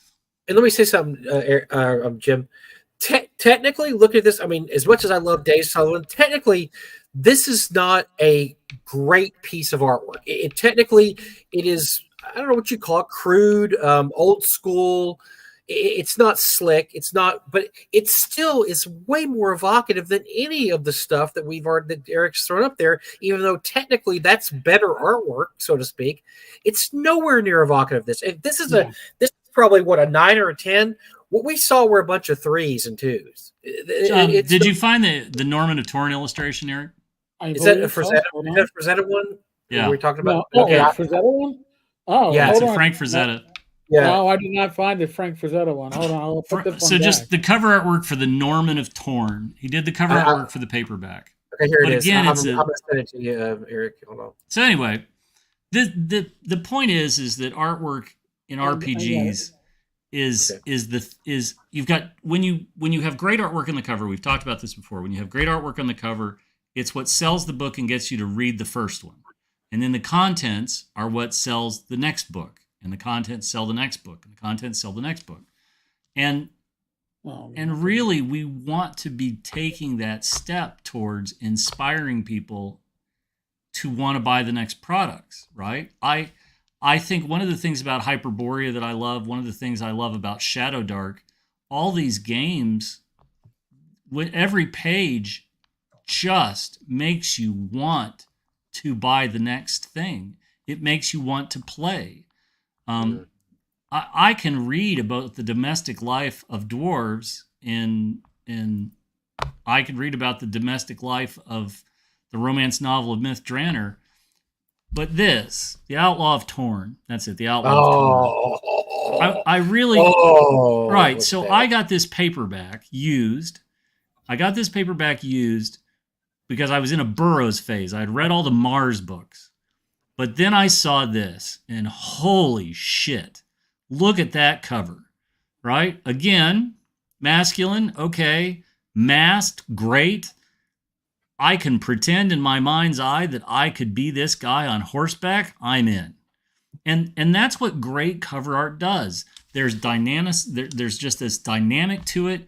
Things are in motion. The horse is huge, and the proportions are right. The cape is billowing in the wind, and he's not doing the cliche, come at me, bro.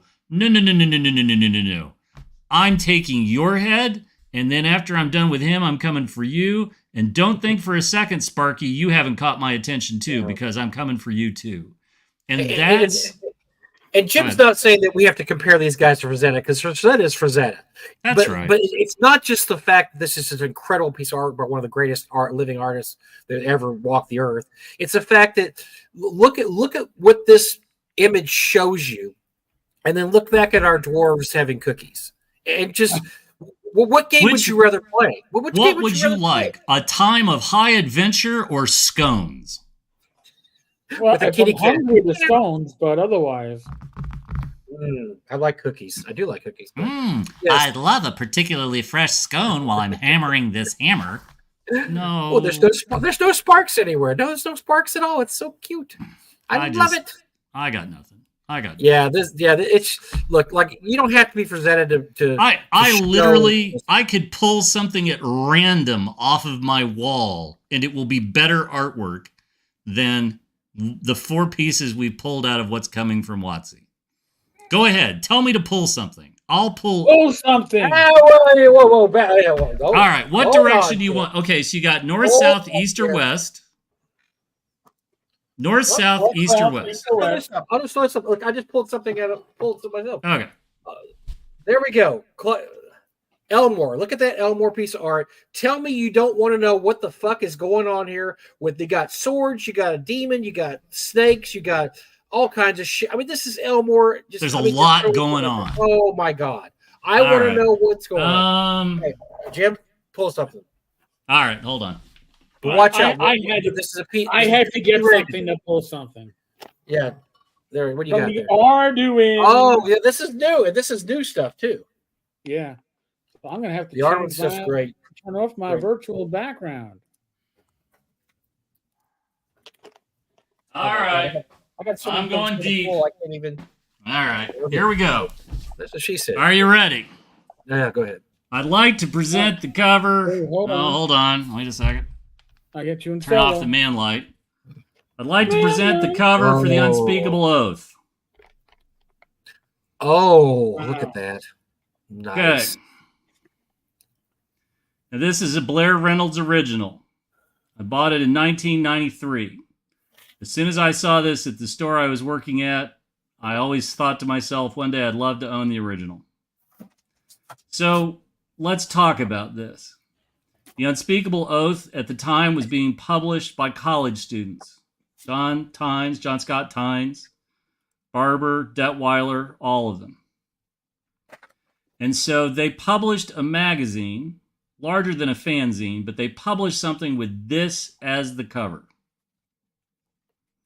And this is everything you want sizzle-wise to sell a magazine. Because you take one look at this and you know that this is danger. This is danger Will Robinson at every degree. This is something dark and alluring and dangerous and bloody. And really and truly, this is the sort of thing that great RPG adventures begin with. All right. Absolutely. Right. So okay, I'm gonna throw something I have laying by my desk. This is from a pulp magazine. Okay. This is we're talking I think this is the 30s or 40s. Kygor, who was a Tarzan ripoff. But look what's going on here, man. He's got a chick. He's a lion about to jump. He's got a dagger in his lips. Now, I would recommend the kids try this at home. Put a dagger in your mouth. But pulps, what were pulps doing? Pulps were there to sell issues by the cover. They wanted you to walk up, see a cover, and grab it off there. If you want to see some amazingly evocative artwork, check out pulp magazines and look at the covers, and even the interiors. Now, look, this is technically not great art. Of course it's not. But look at that. Don't you want to read the story and find out why he fights this gigantic killer gorilla? I do. That's why it's sitting by my desk. I got to find out what Kygor is doing there. All right, hold on. I'm going to grab a couple books. All right. No, here we go. I want to show people a couple books. Yeah, all right. So this is from the upcoming Kickstarter for Arduin. And these are some of the prints on it. Now, this is... We were looking at Day in the Life of, right, for D&D. Oh, listen, this is Day in the Life of somebody's got himself an automatic weapon in addition to probably the sword. Nice. You got what D&D would call a tricrene, right? There's actual real life going on. This one, look, who's picking a pocket? Okay, that's what adventuring is about. You got 10 things going on there, and they're all interesting, and they're all something that I look at and go, I want to know what's going on here. Why is this happening? I even like the original map by Dave, probably from back in the late 70s, early 80s. Now I'm going to give this. By the way, there'll be more of this for next week, as we talk about the auto and. We're going to do it. Okay, all right. I got 3 I want to share. So we're talking about great artwork. If you're going to go buy 3 books, these are Jim's books. These are Jim's recommendations for books. Number 1, this remarkable collection of Margaret Brundage. Oh, the queen of the pulp covers. Yes. You get a lot of Conan covers, too. Absolutely. Great fantastic stuff, book. Absolutely worth the price of admission. Amazing talent. We cannot talk about pulp covers without talking about Walter Baumhofer. Oh, he did all the Doc Savage stuff. The great Doc Savage stuff. Before what's his name with all the ripped stuff? His Doc Savage was more like a regular dude. He looked like before Bama, there was Baumhofer. And so this is actually the cover. The front cover is actually the cover of the very first Doc Savage novel. Oh. But finally, let me talk to this. Here we go. Get this. Buy it. Hannah Spock, A Life in Illustration. Now, what's really great about this is that all the black and white interiors, most of these, actually were shot in the 70s and published by my old art dealer that I used to buy from, Jerry De La Rue. And Jerry all the negatives for that existed. When Jerry was dying, he sold off all of his Bach collection. But a giant swath of it are all originals that Jerry used to own. And so what you're seeing are really wonderful reproductions of Bach's artwork. All three of these are must buys if you have any kind of interest in great evocative art. And the reason every week you guys see this just wall of books behind me. And so I don't think you can actually talk about all this artwork without talking about all the pioneers. Virgil Finlay. I have all of Jerry DeLaurie's published Virgil Finlay stuff. Finlay stuff's incredible, yes. Steve Fabian. I've talked to Steve. I know Steve. I have a lot of Fabian originals. We're going to lose Steve at some point in the future. And one of the most impressive stipple brush artists in the style of Virgil Finlay will no longer walk the earth and will be the lesser for it. But I say all this, and I have this stupid library of all this stuff, because when I talk about artwork and I talk about what it is and what it should be, the reason I talk about this stuff is because when I was buying D&D, when I was buying, I got the Holmes box set. I still have my Holmes box set. When I got into all of this, it was Errol Otis and Willingham and other people that got me interested in artwork and got me to understand where they were sort of lifting or paying homage to. And that's great. But there's so much fabulous material out there. All of us on the three of us on this podcast all know a lot of this stuff, right? Mike and I could spend an entire week every night talking about this stuff. We don't. We try not to. My Baumhofer book has an asking price of $650 to $950. Cha-ching! I will sell it to you for only $6. But these books are out there, and I'm sorry, I think that's crazy. But one thing that you're talking about the pulp artists, and one thing that the difference between that what we're seeing with WotC is the pulp artists, they had to work quick, but they had to sell the magazine, and that's what these guys did. Weird Tales, adventure stories, a Black Mask Detective. You look at these covers; they're so dynamic because they were there. So you would walk into a newsstand. There was 50 books. They wanted to have the cover that you're going to grab off the stand because whoa, look at this cover. This is incredible. And even look, Dragon Magazine. Look, Dragon Magazine started off slow, but the covers once they got, I'm going to just these are lying right by my desk. Here's a Brahm cover. Incredible dragon with the eggs there. Here's a Bob Eagleton cover. Actually, I thought it was for the longest time. I thought this was easy. It's not. It's Bob Eagleton. Hey, John, you could pick this up for $80 on Amazon. I found one on Amazon for $80, and it's still worth it. Although that's double what I paid for it. But Dragon, I mean, they did the same thing. Dragon Magazine wanted you to pull that book off there, and that is what these books existed for. They wanted you to grab it and find out what's going on based on the cover. And what I'm seeing here with the new look art from WotC is I don't know if they were given instructions to do this or what, but this is not dynamic art. This is placid. It's right. It's not bad, but what are the words I'm looking for? It's mediocre. I mean, I don't know. It's nothing exciting about it. Nothing grabs me in that. So when I look at the picture, it's a different style. But when I look at the second picture of the happy-go-lucky days romance novel in Myth Dranner, I'm struck because it reminds me of an artist named Alma Tadema, who did these sort of classical illustrations that were supposed to be of ancient Rome or the ancient world or whatnot, because as beautiful as they were, there was nothing going on. I struggle with that. I really do. I struggle with that. Because art should inspire. It should make you excited. It should bring out passion. We talk about Shadow Dark all the time, but one of the things about Shadow Dark is that Kelsey spared no expense and got art to match the tone of the book, and it's chock full of goodness. So John, I see your note here. Let me throw something out. I'm going to make a plug. If you're interested in art books like this, don't look on Amazon.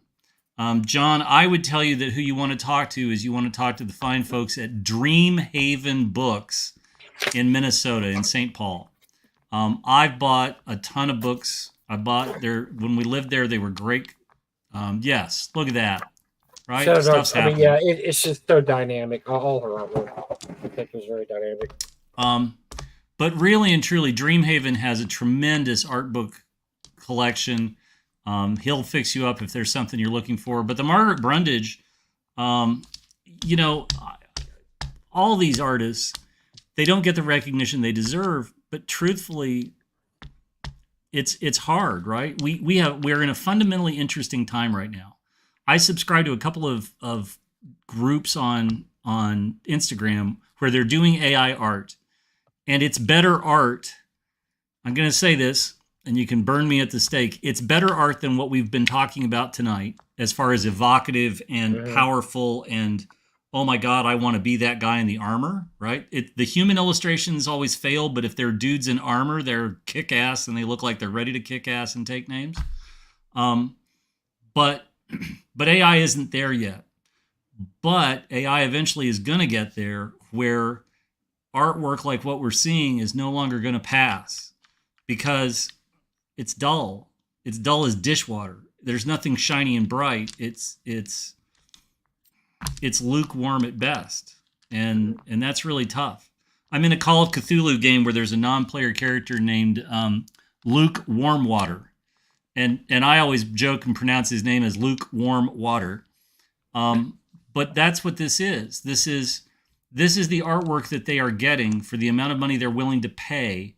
And we have art directors who have said, well, this is sort of what I want.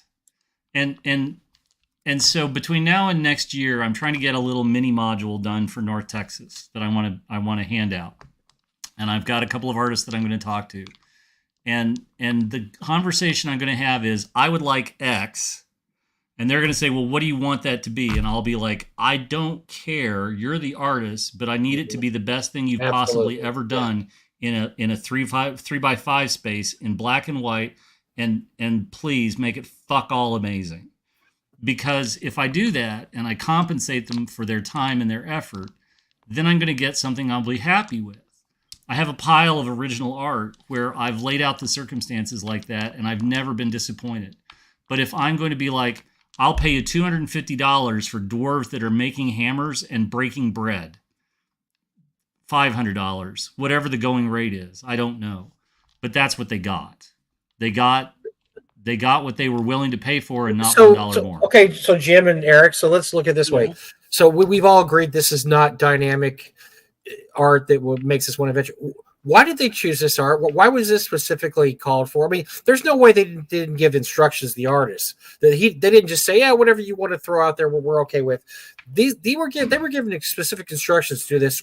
What are they doing here? What's the point? It's harmless. It's harmless. It is absolutely no own goals. There's nobody from whatever group, no matter how you want to slice up the population of D&D players, that will be grievously offended by anything in these pictures. Absolutely. I agree. I think it's the safest artwork. We were joking about Venger earlier, and I kept invoking for whatever name. I kept invoking James Raggy. I'm sorry, James. but both of these people, I think boundary pushing is a safe description of what they do. Mm-hmm. Do I agree with everything they've published? Probably not. Do I think they have the right to publish it? Hells yes. Am I glad that they have found the people that want them to publish more? I'm happy for them. Mm-hmm. But I don't think either of these gentlemen would be considered to be safe publishers. I think if anything, there's a bleeding edge, and then there's whatever they are, and they're far sharper on this. And what was the free RPG Day handout like 7 or 8 years ago? Vaginas are magical. Oh yeah. Right. And there were people who were grievously offended, and the cover was not particularly salacious, but there were people who were upset by this, and a lot of retailers kept it under the counter and blah, blah, blah, blah, blah. Who cares? He still was brave enough. My vapors. Oh, and truthfully, I'm actually proud that he did it, right? Like, I'm going to do this. Here we go. If you disagree that vaginas aren't magical, that's fine, but I've still published it. Okay, great. And the cover for it was still bolder than any of the 4 pieces of artwork we're seeing. And again, I think that's corporate culture shock. We don't want to offend. We want to publish something that we'll never catch flack for. You aren't going to get a satanic panic over any of the 4 things we've seen tonight. The same-sex couples, if that's what they are not so blatant as to offend your grandma. They could always fall back and say that's implied. It's not explicitly laid out. Sure. I think if James took I would love to see James redo these illustrations. I would pay dollars to see James' version of these illustrations. Because I guarantee there will be nothing that will be subtle. Nothing. You'll know who's with who and what.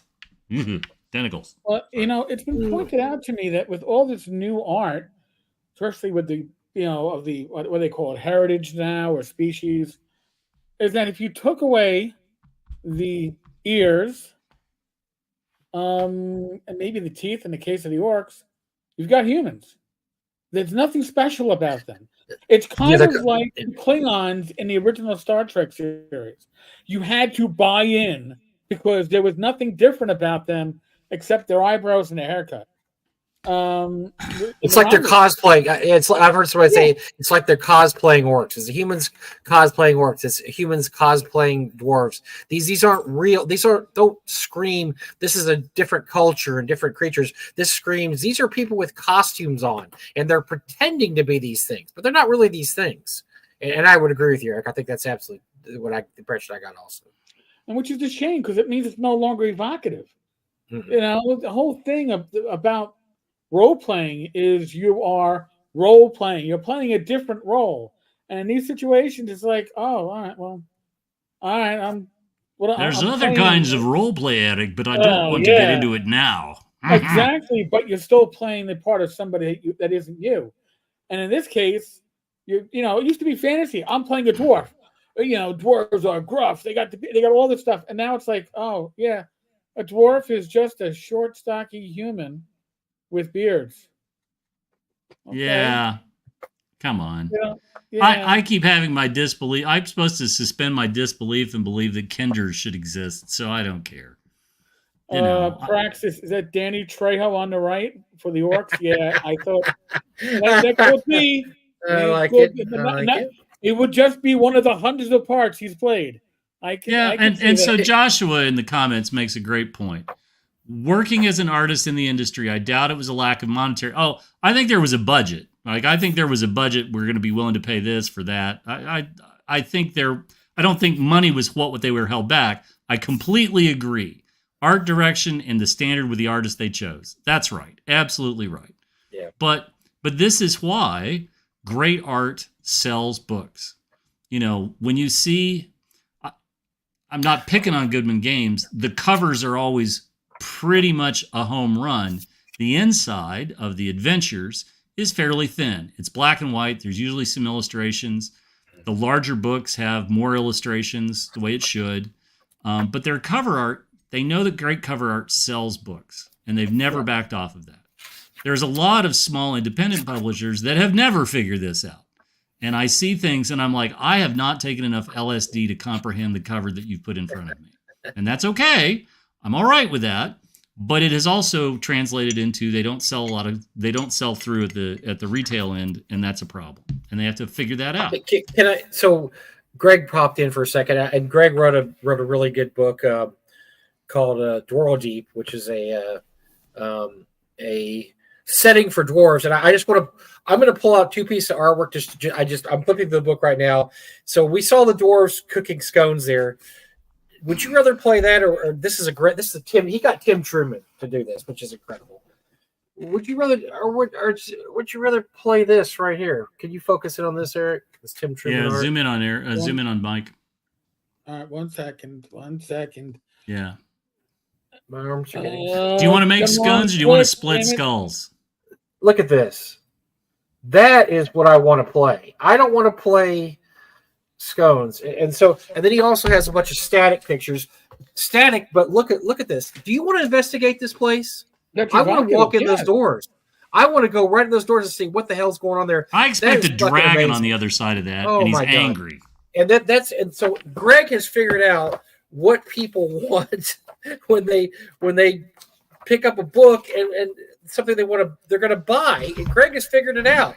And, yes.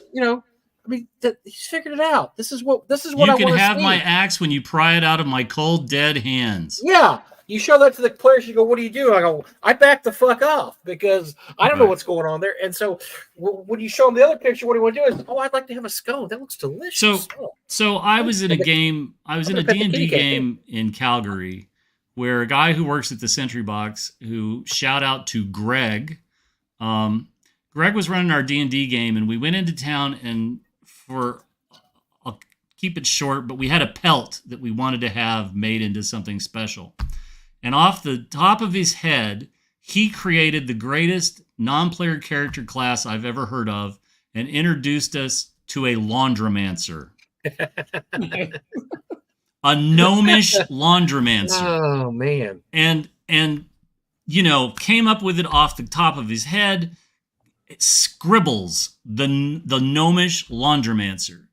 And really and truly, he doesn't get enough credit for what was the most ingenious off the top of his head. Just nailed it. But a laundromancer exists in this version of D&D. I think it's absolutely right. The art direction, they told them what they wanted, they got what they wanted, and this makes them happy. And that's great. Will this thrive in the RPG marketplace? It's gonna sell a ton of copies. Right? Because as the old printings fall out and the new ones come along, it's going to continue to sell X amount of copies. But do not think for a second that we're going to approach the same kind of peak numbers that we saw 6 or 7 years ago. That just isn't going to happen. Well, they've already and this is my take on it. I've told you and Eric this, and that look, this game isn't for us. It's really not for anybody 40 or older. People just got to understand this. I know people get angry, and you have the Joe Blocks of the world. I love Joe, but he goes on rants, and people go, and we had rants from friends, but there's no reason, there's no point in getting angry about this. This isn't for us. This is not for us for a while. It hasn't been for us for a while, and it's definitely not for anybody under the age of 50. Or I'm sorry, over the age of 50. It's just not. They don't want us to buy their stuff. They don't care if we buy their stuff. It's that we're not important to them. They're selling to 20-year-olds and 30-year-olds and people younger than that. They're not selling to us. Look, if you want to support gaming the way you like gaming, buy OSR products, buy Hyperborea, buy Lamentations of Flame Princess, buy Greg Gillespie stuff. Buy the stuff that respects you, that doesn't insult you, and tell you that, by the way, the people who invented this game were pieces of garbage, but we're still going to make a lot of money off the game, mind you. We wouldn't have this intellectual property if the peasants hadn't made it.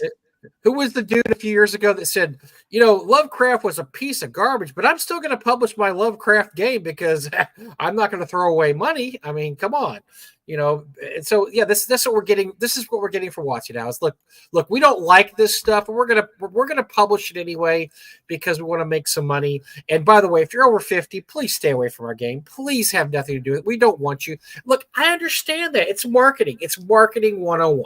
They're marketing this to a younger audience. That for them, old school D&D is 3E. That's old school D&D to them because they weren't alive when they were born in the year 2000. They don't care. I got news for you. They're marketing the new rule set as D&D, and they're saying it's still 5E. But then they let it loose. They let it be known that you can bring your 5E fighter to the new rules, but you can't mix the old books. So if you're playing with the new rules, you're going to have to change your old characters to conform to the new rules. You can't say, I got my player's handbook for 2014, but my DMG from 2024. You can't mix. If you can't mix, then it's not the same rule set. Once again, marketing 101. It's more. I mean, they want you to buy the books. Of course, they want you to buy the books. Hold on. I'm going to turn my. Here, I'll turn this back on. So, let me understand this. Wizards of the Coast, who we can all agree that 5th edition D&D was the most well-researched and methodically planned out version of Dungeons & Dragons to ever come through the pipeline. Yes. They haven't figured out in all the data they collected that RPG gamers can be stubborn? No. Well, because, Jim, there's no gamers left running the company. It's all ex-Amazon and Microsoft employees. These are people that they don't know what gaming is. They barely understand what I'm sorry, but we have to stop because my eyebrow of derision can only go up so high, right? You're gonna sprain something here, right? Because I'm like, it locked up there. Oh, it's locked. It's locked. Explain to you, Lucy. I'm explaining to you. Not gamers. The company, for the first time in its history, does not have gamers running the company. It's run by wonks, by policy wonks and execs. See, and who have stated, as Eric and I have talked about the show quite a bit, in late 2022, this is an under-monetized brand that we want more money out of. How can we make more money out of it? Property, Damon, $1 billion property. Yeah, give us more money. We don't care about how the game plays or people like it or whatever. We want money. How can we make money? Microtransactions? Let's hire some Microsoft people. They know how microtransactions work. Well, what's her name? The girl that they just got rid of? That was her. That was what she did. She was a microtransaction person. She hasn't been replaced. Think about that. It's the 50th anniversary of D&D, and you don't have a president for WotC. They don't need one. It's a corporation now. It's a corporation. It's a bureaucracy. It's not run by people anymore.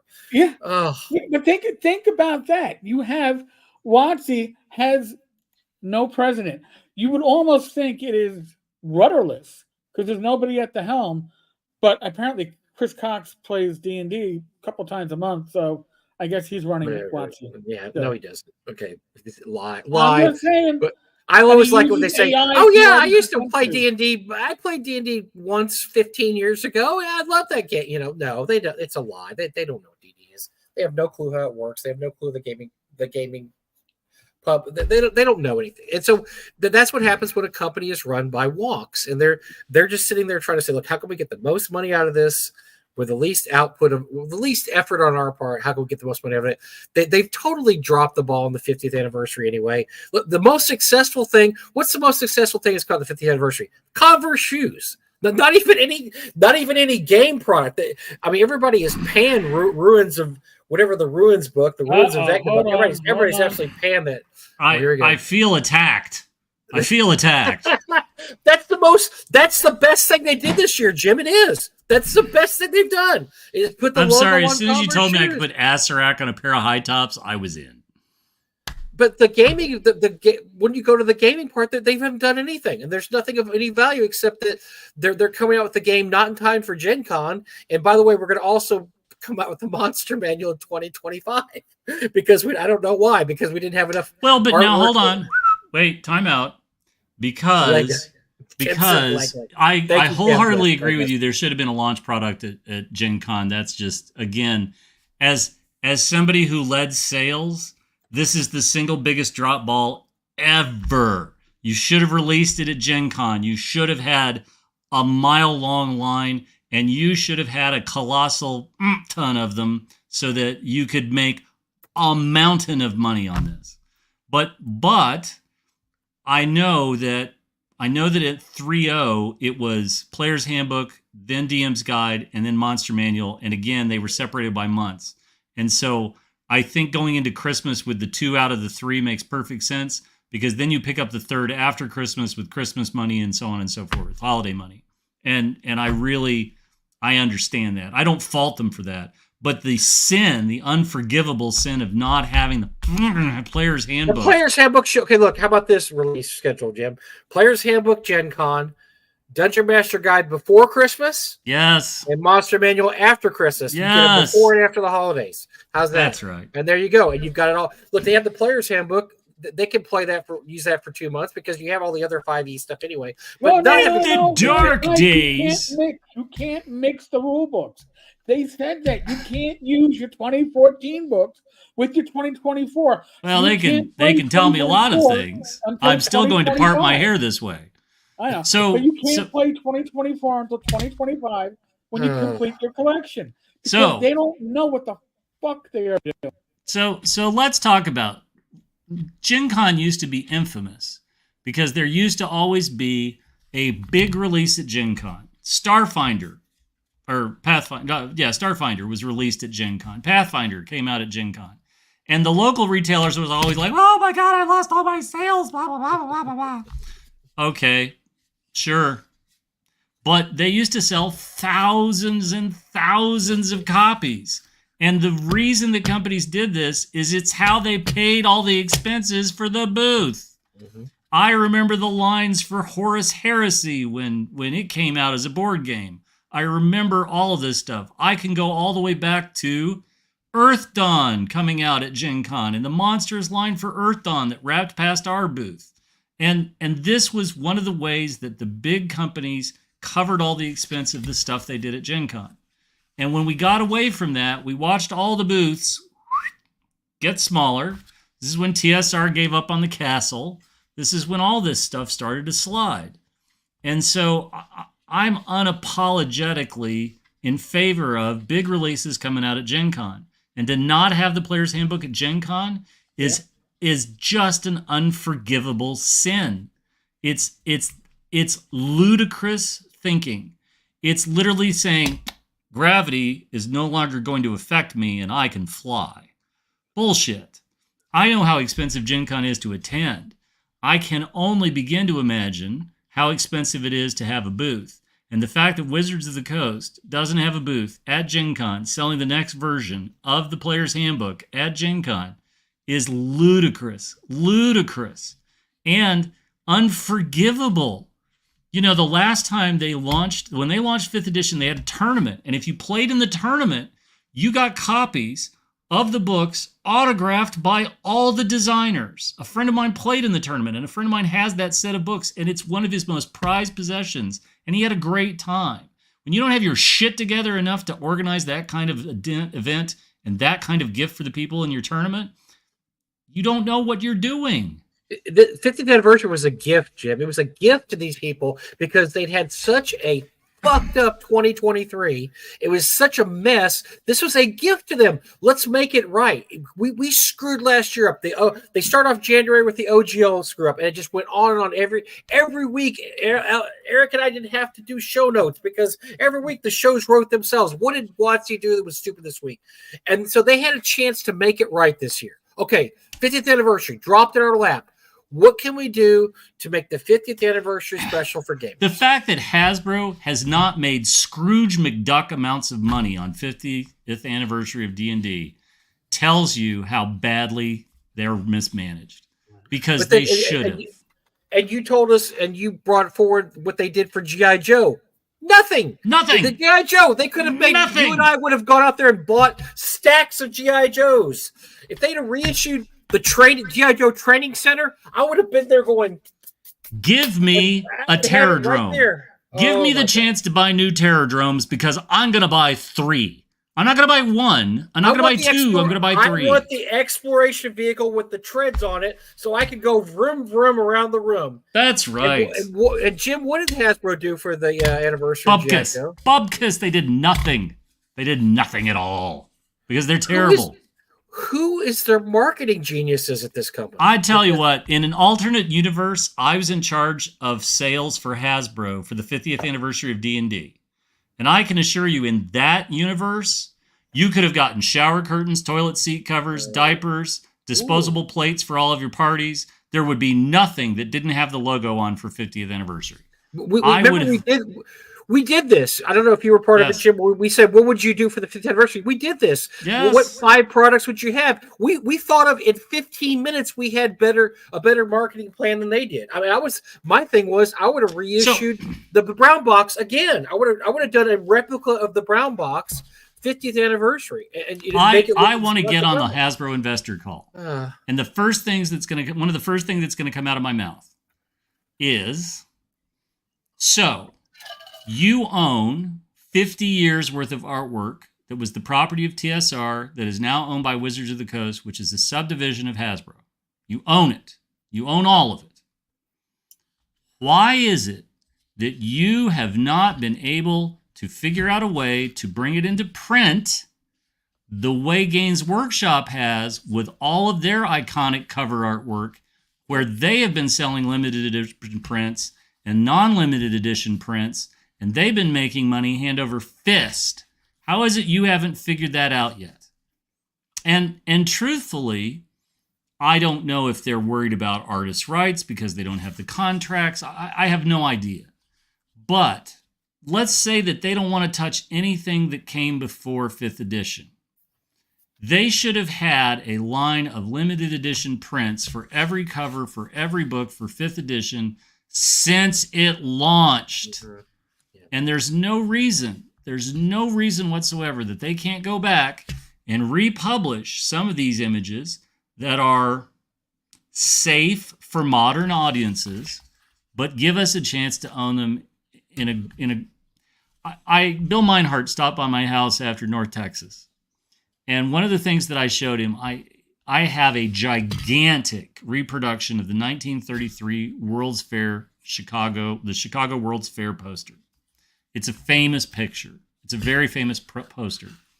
But I have at the time, I bought the largest high definition reproduction I could as a birthday present. And we've got it on a wall and it looks amazing. But I would pay a similar amount of money for a high-quality reproduction of the Holmes box set cover.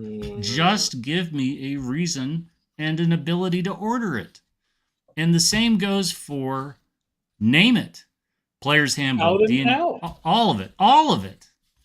And yet... You remember what they did for the 25th anniversary? Well, they had the silver box set, right? The silver box set. Yes.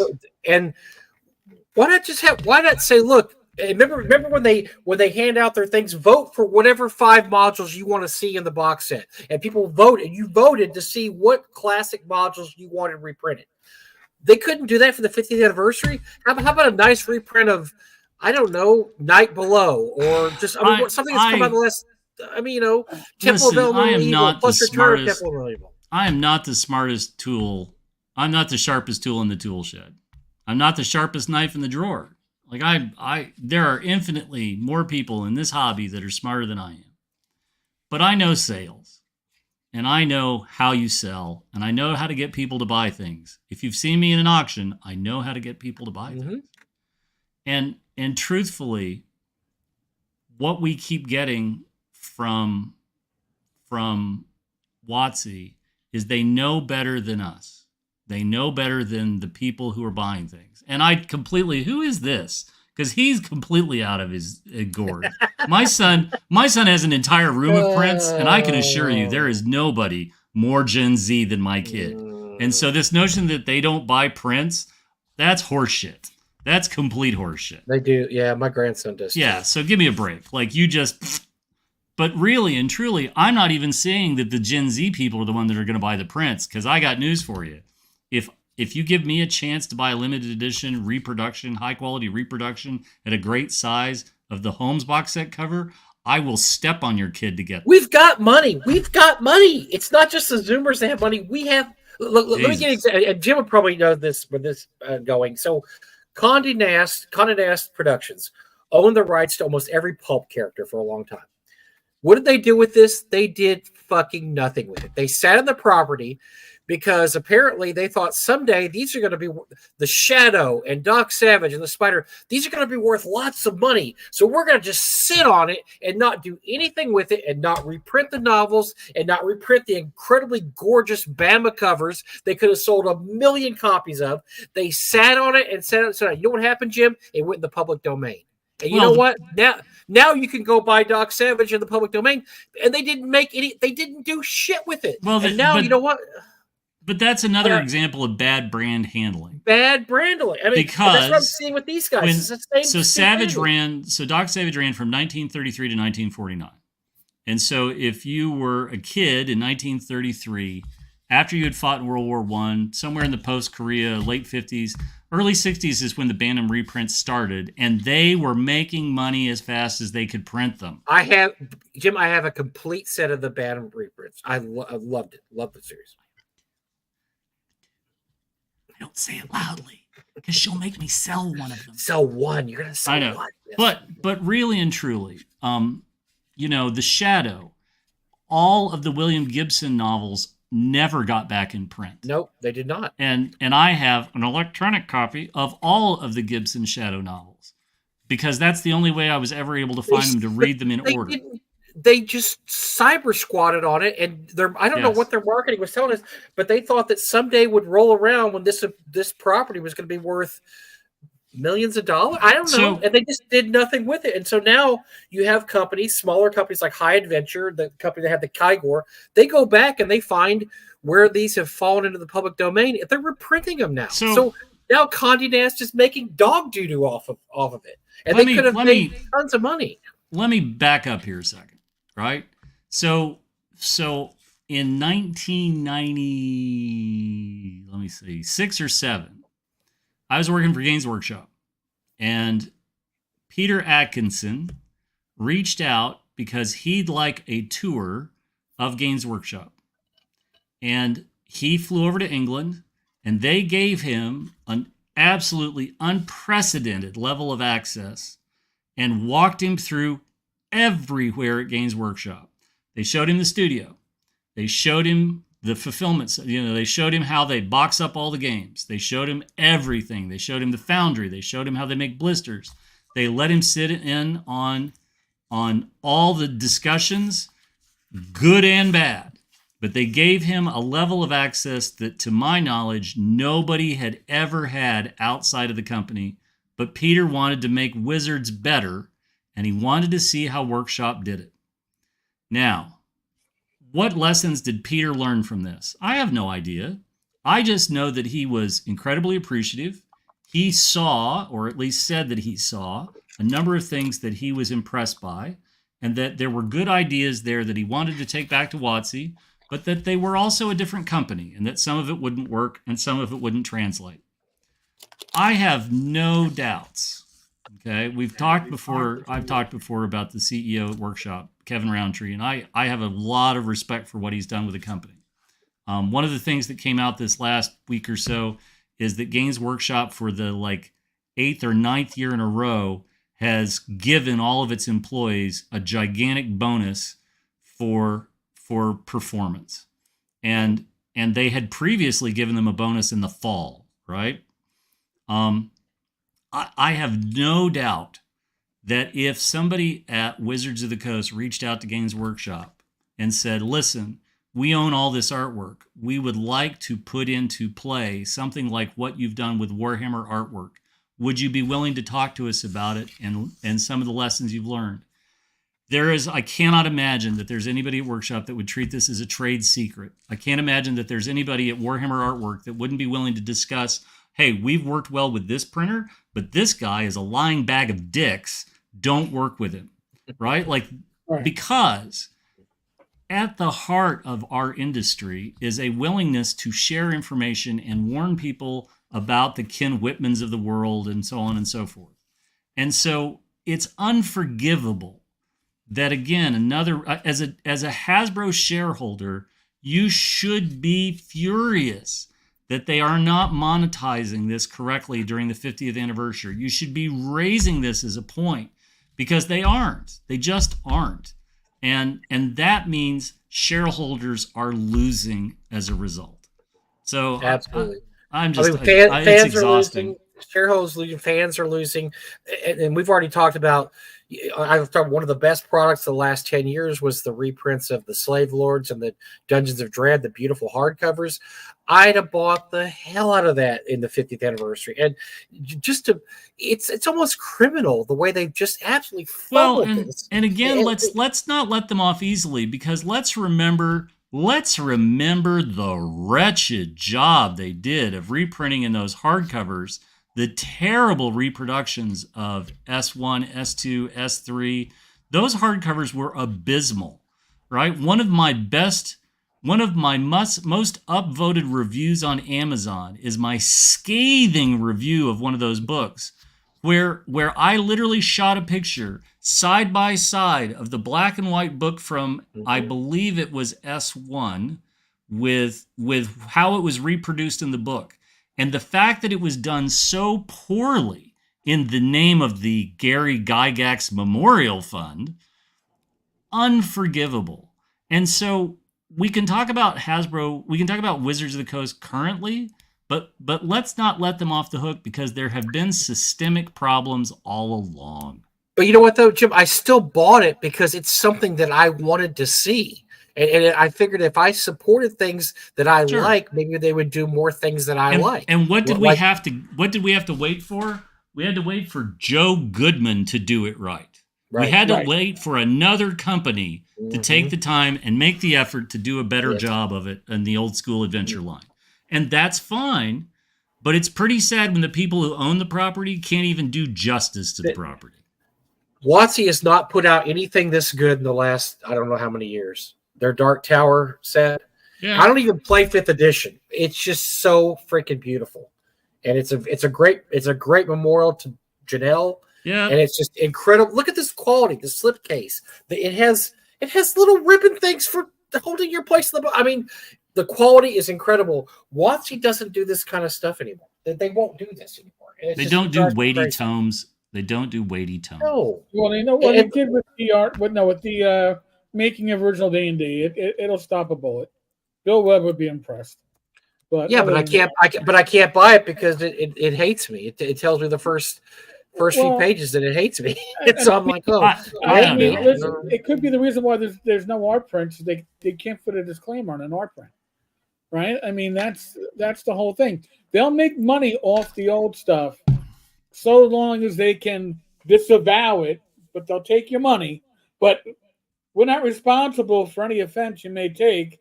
But yeah, give us your money. By the way, I just looked the new Caverns of Thracia backer kit Kickstarter that they're doing, $334,000 after 3 days. Is it 3 days? I thought it was. Oh, we're on the third day now, aren't we? Yeah, third day now. There's 27 days ago. Over $250,000 for an adventure that came out almost 50 years ago. So I think it would be good fun of us to take a time. I think one of the things we need to do, we need to get Joe Goodman on the show, and I can reach out and see about doing that. But one of the things that I think would be good fun in another week or two is let's actually track some companies' Kickstarters. And let's actually look at their progression curve as how their Kickstarters have funded not just dollar amounts, but the number of people backing. Because I think that would be a lot of fun. I think it would be very interesting to sort of take a look at some companies and see what they've done in the marketplace and how they've done, not necessarily one of the top 2 or 3 tier companies, but one of the others. Because I think there are some success stories. I think we could talk about Troll Lord, we could talk about Goodman, and we can talk about some others. Because for every one of the missteps that we talk about, and unfortunately we talk about the same missteps over and over, there are some real success stories out there that frankly everybody should be looking at, and they should be playing, because there are viable alternatives to the thing you used to know that is no longer the thing you want. Which is why what we 3 always say, support the OSR folks, because do you want to see Kelsey Dion, who is one of the most absolute wonderful people in gaming, just amazing human being. Just love to see her at North Texas. She was great.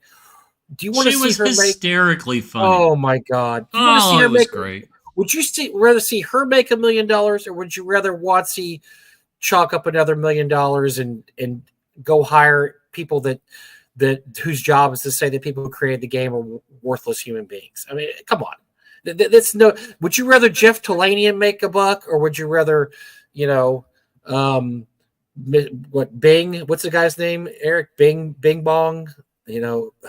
Kevin Bing, or what's the guy's name? Bing, the guy, the apologist for WotC that popped up. God damn, I can't remember his name. I got nothing. I think you're punch drunk. Maybe that's a good place for us to call it. Yeah. Might be time for you to be done, Mike. I'm just saying. By the way, 52 live viewers at the moment. Wow. Thank you. Controversy. Folks. They love it. Controversy. Super stupid. Thank you for keeping us in business, WotC. Folks, next 53 now. Cool. Next Wednesday, Emperor's Choice, the Arduin guys. We're going to be talking Arduin, Bloody Arduin. We're going to be hold on. Next week is July 3rd. We don't have Arduin's the 10th, I thought. No, Arduin's the 3rd. Courtney is the 10th. The 10th. Okay, yes, right. So who's the 10th? The day before the Courtney Campbell. Who? Courtney Campbell. He did the Sinless, which is the okay. It's the I want to say Shadow Dark, not Shadow Dark. Shadowrun. It's a Shadowrun. Shadowrun. It's a Shadowrun Retroclone. It's a Shadowrun Retroclone. Yeah, which is actually very good. He has a new Kickstarter. Right. More than anything else, here's the takeaway from tonight: just be decent to people. Just be decent to people. Play games with people. Buy what you like. Love what you like, and have a great time. That's it. That's all you gotta do. There you go. Be nice to people. It's not that hard. It was weird that we had so much fun at North Texas and we didn't really talk about politics. That's weird. That's strangely enough, I think people who are smart enough to check it at the door are the folks who come to North Texas. Yeah, I think you're right. Because we had a good time. We had a blast. So. Ben, your hair came in at the very end. Oh my God, the hair is with us. Shit.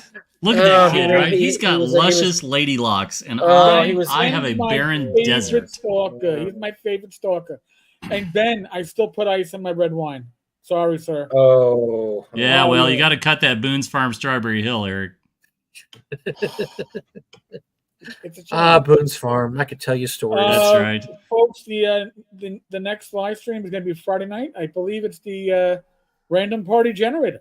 And then Saturday night, my wife and I, Gamers Health. Thanks to everybody that joined in on the chat today. We went into overtime. This is like an 11-inning game, and the winners are you and us. We do extra innings. Be safe, be well. God bless. Roll those dice. Roll them well. Ben, I love you, but go screw red, white, and wine. Punishable by death. Slap on the wrist. Pick your hills to die on, but that's not one. Give me a verbal warning, all right? Catch you later.